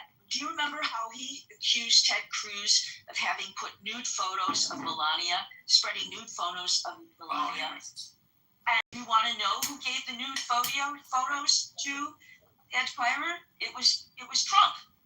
He did that in order to blame Ted Cruz. And he also said, about your father being with, having breakfast with Lee Harvey Oswald and all of that stuff.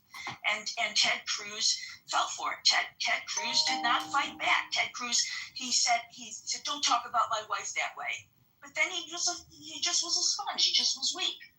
And none of them were good at responding to his style of attacks, and they didn't even try for many weeks. And it was only at the very end when Rubio and a few others tried to copy Trump's style, and it didn't work very well. It didn't work. No. Where is the country going, and how long will you live in the past? Absolutely. You like these topics? I had a friend who was a reporter at the time, and we talked about the coverage and the coverage of the rallies and things that Trump would say.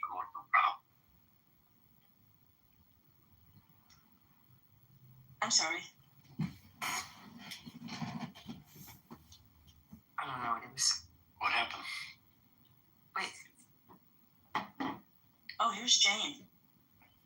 So can you go back to Can I just say one thing real quick, Abby, about because you brought up Dave McCormick earlier. Yeah, and it's interesting because in a lot of ways he has some similarities with George H. Bush, and he has that plus like a Trump adaptation, I would say, but they're very, very similar backgrounds. Really nice guy too, Euro. He's just pleasant and not like. Well, he's have you? You see him a lot on TV in Philly, but. Yeah, well, he's a West Point graduate, and he also got an MA and PhD from Princeton. He was a former CEO of Bridgewater, so it's like one of the world's largest hedge funds, and he served in the George W. Bush administration as Undersecretary of the Treasury for National Affairs. I door knocked for him. I flew back to Philly and went into Montgomery County and door knocked, and people, close race. You remember Casey wouldn't, he wouldn't, what do you call it? Concede, thank you. It was very close race. But can I go with Trump? So they were all on stage.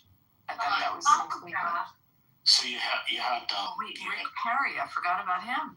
It was the most talented primary field I've ever seen. And Chill said, okay, that's the next Saturday Night Live sketch.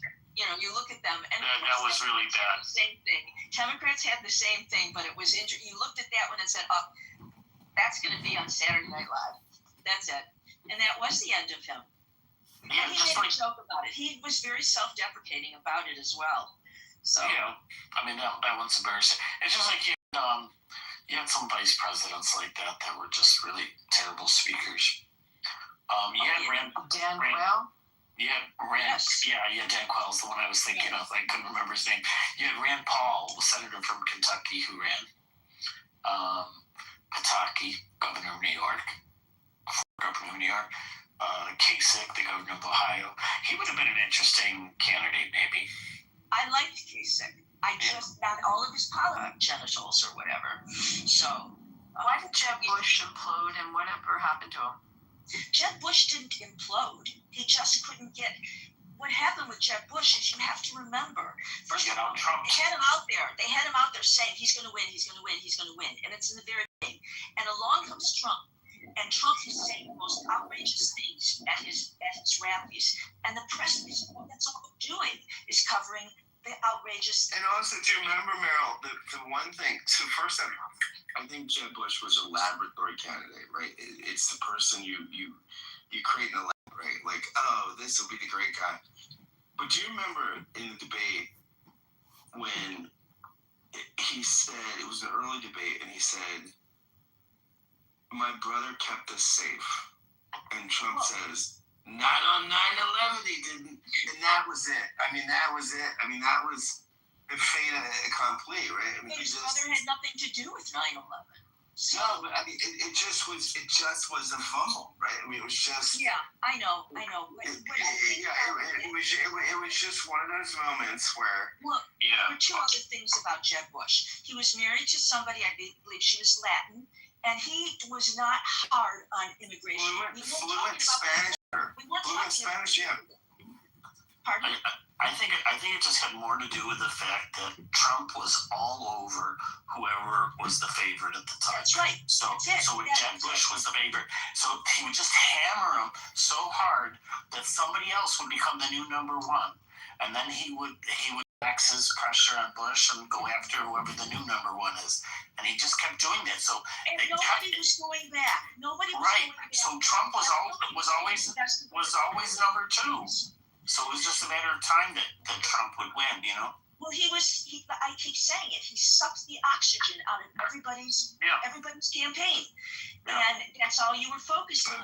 Meryl, he had investigative reporting in those days. Meryl, Trump ended up just being the leader just because he was like the leader of the opposition, so to speak. Meryl, if you could, who is your dream candidate? My dream candidate? Yeah, who are you running against? I have a dream candidate. You're all going to. But I mean,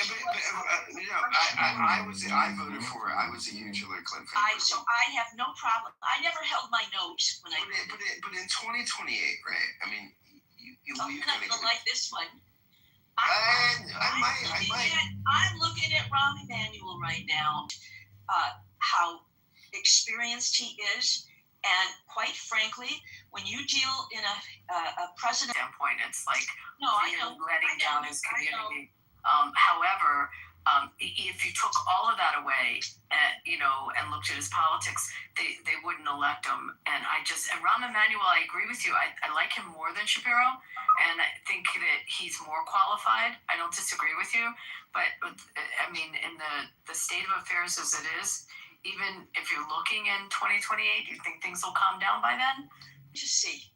I'm waiting to see. I want to see all the candidates. You can't be that overweight. I mean, I think it's one of those things you can't be that. It's one of those things you can't be that overweight and be president. I mean, it's shallow. It's dumb. It's Pritzker's. You can't be that fat and be president. It's just not. So overweight. What are you talking about? Don't. He'll be. But believe me, by then he'll have taken some medication and he will be thinner. Don't you remember what Chris Christie did? And Trump? He did the rubber band surgery. Yeah, and Chris Christie never, he was still overweight. I mean, I think that was part of. He gained back his weight. He gained back the weight. Yeah, I think Christie, we have a fat shaming culture that will not forgive us things. I mean, it sucks. It's terrible. They forgive it for Trump. Oh, you know what? It's not the they same won't kind forgive. of They won't forgive. Yeah, it's not. Abby's right. I mean, and also Trump has mastered his. I think that so many people in the future will look back on Trump and just view him as closest thing to God that has ever walked the earth. No, historians aren't even waiting. Historians normally wait 20 to 25 years before they start talking about how a president will be remembered in history, and he is not. And believe it or not, Biden will be remembered as an excellent president. Trump will not be looked upon that way. I think so with Biden. I'm not gonna. I think Clinton. I think Clinton, perhaps. I'll give that to the Democrats, but not Biden. Was a Washington insider. So when he walked into office, was a Washington insider. So when he walked into office, he knows DC. He knows how to get things done. He knows how to cut deals. He knows all the people. He knows committee structures. He knows. So I mean, I think it's one of the reasons why he could quickly spend $1 trillion. Right? I mean, it was. It's one of the reasons why he could put together a coalition within 2 days. You have to remember that. I don't think Biden's going to go down as one of the best or the worst. I think he's someone that got in the office and knew how to function in the office in a way that Trump doesn't, right? I mean, Trump, Trump can't function in the office. I mean, and that's not a critique of Trump. It just doesn't have the sensibilities. He's not interested or have an attention span. Yeah, in the way that Biden did, right? Well, when he was better, maybe, yeah. Howard always said. And it's funny that it's called the Arc de Trump because like the Arc de Triomphe and Trump are so close. Well, but in my mistake, that's sinful. I think that the most serene thing that we could do. How would you not be able to see it based on? I mean, I'm just trying to think of where you're placing it because they are on.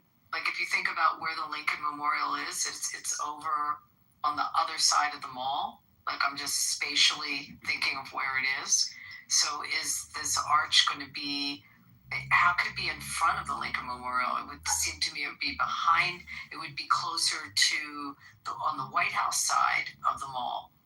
I have to look I've got just a reading on this. I thought that it was going to block certain views that I think would be very important. It couldn't be from Arlington because the Lincoln, you see, you're seeing across the water from Arlington. Have you been to like the National Airport, or Reagan Airport? Like, no. That vantage looking, and you go up, what's that, 14th Street when you drive over the bridge? Like, then you see the Lincoln, you see the Jefferson. But I would think this arch is on the other side of the mall. Tell me something. How do you feel about the arch? Do you think it's important? I could care less. Truthfully, I care more that the Abraham Accords are extended. Meryl, it's simply a rendering. I'm answering you. It's I don't. No, I honestly, I haven't thought about it. It's a 3D rendering, ladies. I haven't. Hello? I haven't thought about it. I truly haven't. That's why I'm not even sure where it is, because I'm just not focused on it. Just like the whole thing with what comes out as policy, and I kind of like turn a blind eye. I just don't pay attention to the other stuff, and I'm not trying to. Meryl, you're such a downer. It's like Disneyland. It's a new roller coaster. I don't know if that answers you. I'm really being honest. It's just like not something on my radar. Well, but I'm going to look at it now. So I do have an answer. Where is it? The proposed site actually is in the sight line between Arlington Cemetery and the Lincoln Memorials. Where is it exactly? They're talking about it over by the where? What is that square called? Is it called Memorial Square? Or? So it's on the other side of the Lincoln. Then it's not on the mall side, is what you're saying. Memorial Circle, Columbia Island. Oh, okay. So it's on the other side. Wait, let me look at a map. It's between the cemetery and the Lincoln Memorial. Okay, so let me look at this. It's done for a reason. It's done to feature Trump. And the thing is, the problem is that it's far taller than the Lincoln Memorial. Is it just the "In God We Trust" at the top of the memorial that you don't like? Because it's not branded Trump, FYI. The rendering does not show any Trump logo, brand, or anything. So it says "In God We Trust," and it's a 250-year anniversary Arc of Triumph. And he is our president. Meryl, you can't change history despite all your complaints. You'll never stop history. The arc is a part of history, right? So it's in Virginia. It's not in the district. It's not in the district. Oh, it's going to be in Virginia. It's in Virginia. Some people got TBS so mad. It's fucking amazing. It's a Memorial Circle. That's not in the district. That's on the other side. FYI, I want to let you guys know that I am working for Psychology Magazine now, and I am actually being published with an article about Trump derangement syndrome, and I'm going to update it with notes from this conversation. Derangement syndrome, but you aren't going to talk about Trump's narcissism. Wait. So to go back to this, on the Virginia side. Wait, it's not where Oh yeah, you're right. It's on the Virginia side. That was a big all the fucking awesome memorials. one. Have you done that? Like, ever go at night and you do all the memorials in DC? It's actually, if you haven't done it, it's a great like tour that they do. I think all of DC is. I think everything about it is. I was awestruck with my children about every single thing we saw in DC. Oh, but you know that's part of Washington DC. Did you do that? Did you do the memorials at night, or you went like by day? I don't know if we did them at night. I think we did them by day. Was how many years ago? So Abby was the place we went. So Abby, it would actually be in DC, by the way. Excuse me, Abby, I have a question for you. It's about the Holocaust Museum in Washington, D.C. Abby, this is a trivia question. What is the geographic shape of the flooring in the Holocaust concentration camp? I can tell you actually a lot about that museum because I remember when they were building it, and I knew some of the people that were the first round of running it. So I.M. Pei was the architect. If you know who I.M. Pei is, it's like no, I don't know. Architect. He's the same guy that did the pyramid in front of the Louvre. Yeah, many other. Do you know who, Abby, do you know who the Apt family is? Apt did his son. I was like, I can't believe you guys put all this money up for the museum. Until he's like, yep. Well, that's a wonderful thing that they did that. It's a pretty incredible museum. But the design, the exterior design, part of it looks almost like the camp. It's like two different facades of the building. One actually gives you the feeling of that building in Auschwitz. And then the other, I forget what the other half of the building's exterior design is supposed to be. But inside, the way the architect did that is, so it's a chronological museum. You start in the 30s and then you work your way through the period of time of the Holocaust to the end of it. And the actual walkway and pathways through the museum physically get more and more narrow as you go through the years and you go through the process. And then, like, all of a sudden you're at a point when you're going through that museum, you ask what the floors are like, all of a sudden you're at a point where you have no choice but to walk into a boxcar. And that's how narrow it gets. And then you find yourself in the actual boxcar. Wait, are you talking about the Skokie Holocaust Museum, or are you talking about Have you guys been to the museum and had this experience? I mean, it's Halloween. But Meryl, do you remember this part? Like what I'm talking about? No, what I remember. See, I had just been to Dachau several years earlier. I had been to Aunt Frank's house. I had all of that, and that I was so emotional. So when I went to the Holocaust Museum, and we took my parents and my children, and I could not make it all the way through that museum. I then took my son. There's an area for the children's part of the Holocaust Museum, and where you're learning about a little boy, and each scene is something that's happening to him. And then it's not a boxcar, but it's one area that's like a little, did you see that?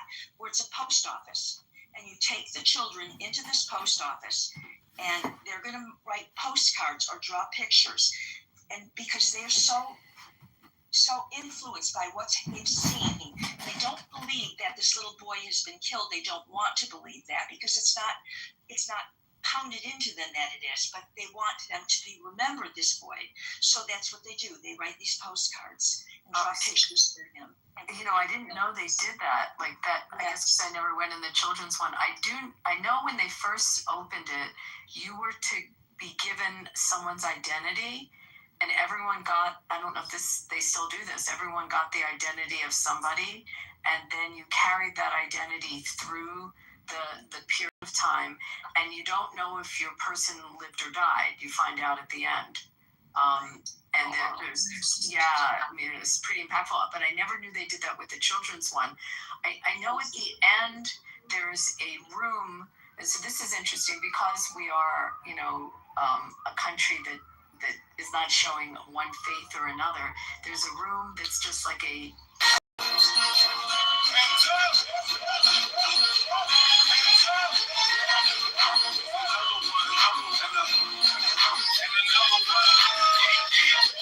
Why you all in my ear? I'm talking a whole bunch of shit that I ain't trying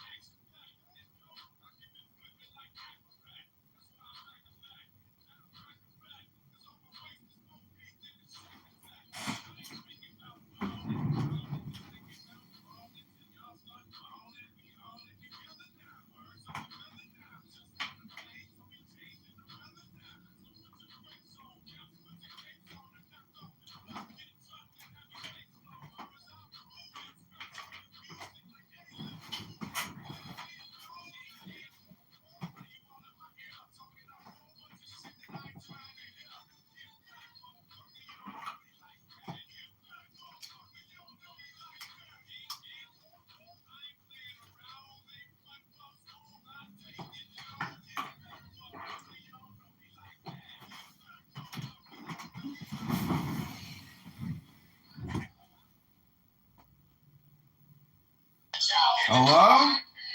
Hello, moderators. Do you know how to use the fucking app? Hello? Is that DJ Pooh? I'm gonna pack you up, DJ Pooh, and put you in a goddamn Subway sandwich and put a bunch of tomato, motherfucking lettuce, and some mayo. I'm gonna pack you up, DJ Pooh. I'm gonna put some pepper, some salt, some vinegar, some balsamic vinaigrette. I'm gonna pack you up and put you in a bag for lunch. You ain't nothing but a Subway sandwich, Dr. Pooh. DJ Pooh! I'm gonna get you, DJ Pooh!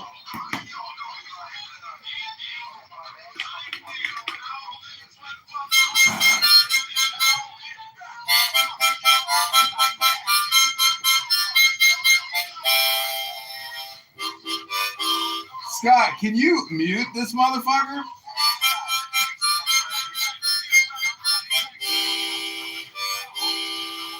Howard, kick this motherfucker!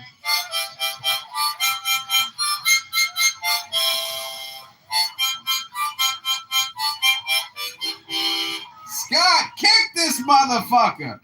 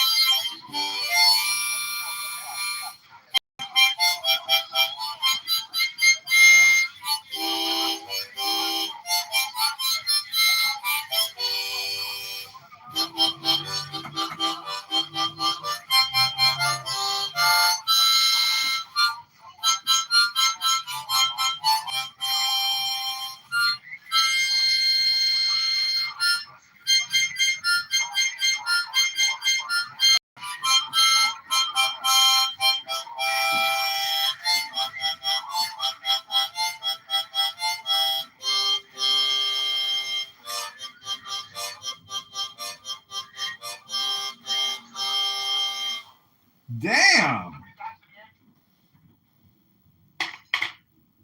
You're welcome, everybody. What the heck? That's interesting. What the hell was that? It's a code. It's a code, Daisy. Oh, yeah. Basically, there's a code. There's a code you can put like in your profile, and what it does is if you have an iPhone, it will crash your app, and so basically anybody who tries to mute him is going to. I mean, it was very annoying, but I could find some comedy in it. Yeah, it was kind of funny. I had to keep leaving the room and coming back. So Yeah, I was the lead mod. I couldn't get rid of him. So wait, Wow. so John, how did you do it? The only person that can remove him, It's Android. Yeah, I'm on Android. I'm on a cheap burner Android. So it will only freeze the app if you have an iPhone and you go on his profile. That's amazing. I know that guy. He has been on this app for a long time, and he is one wild motherfucker.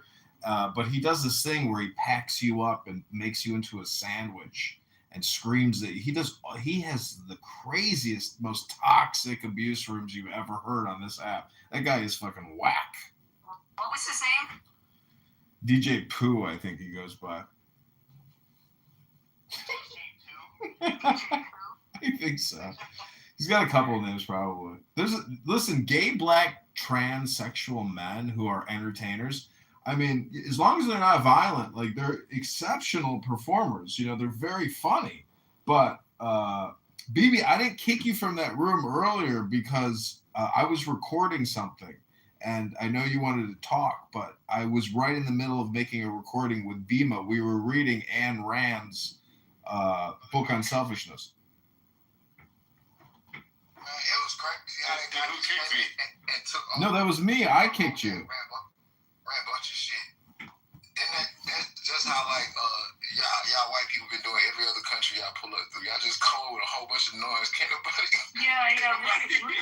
That guy colonized the room, right, Big Mud? That was a colonization. DJ Pooh colonized the whole room. Yeah. He was enslaved to that shit. Yeah, we were all enslaved, like we were in Egypt with slaves. David, I wanted to thank you for your comments today in Gary's room. I really appreciate them. Oh yeah, no, you're welcome. That was really nice. I don't know if they added to them. But yeah, no, I was just doing deep thought into what, it's just mind-boggling. So. It's funny that you came in here, David, and Meryl came back. We got rid of that guy. John figured out how to get rid of him. Don't click on his account if he comes back. I don't know. My conspiracy theory is that was perhaps another profile that John had. No.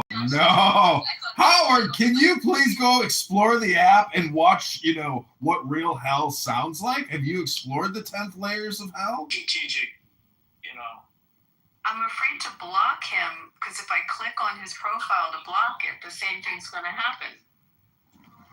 No, Abby, what you do is you go to the top right, click on report recent speaker, and then select him without clicking on his picture, and it'll allow you to report him, and then you can block him.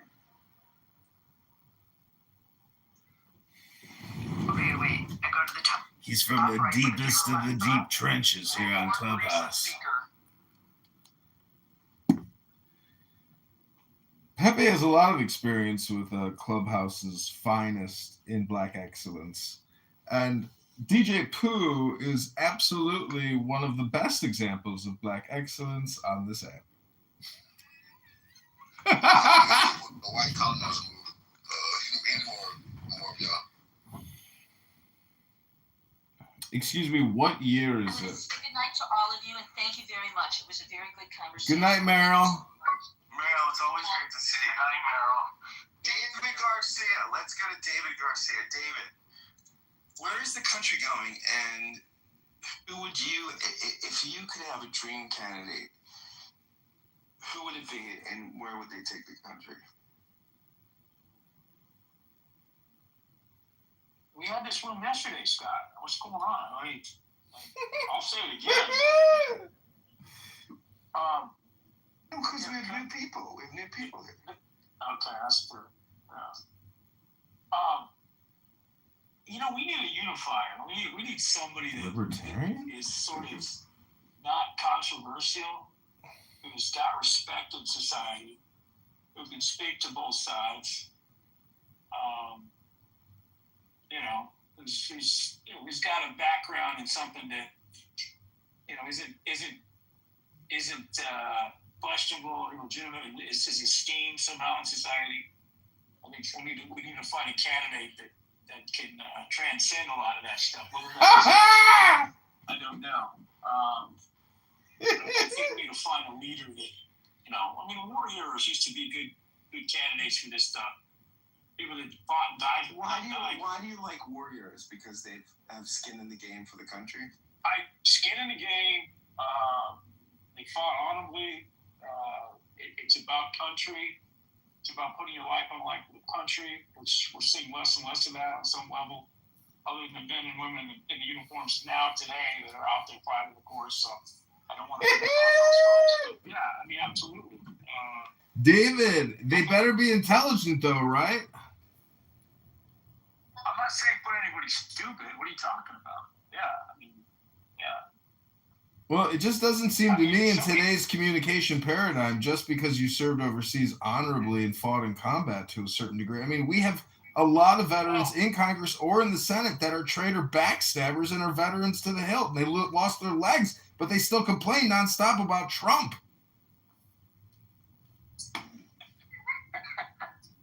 Well, there's things to complain about. I mean, every president's had something to complain about. I don't care who he was. If I'm not mistaken, I got kicked. I got kicked. It was either Boston or I don't know the states up here. They were going down to I think it was Florida or one of those states that they just went missing. The whole car, the kids,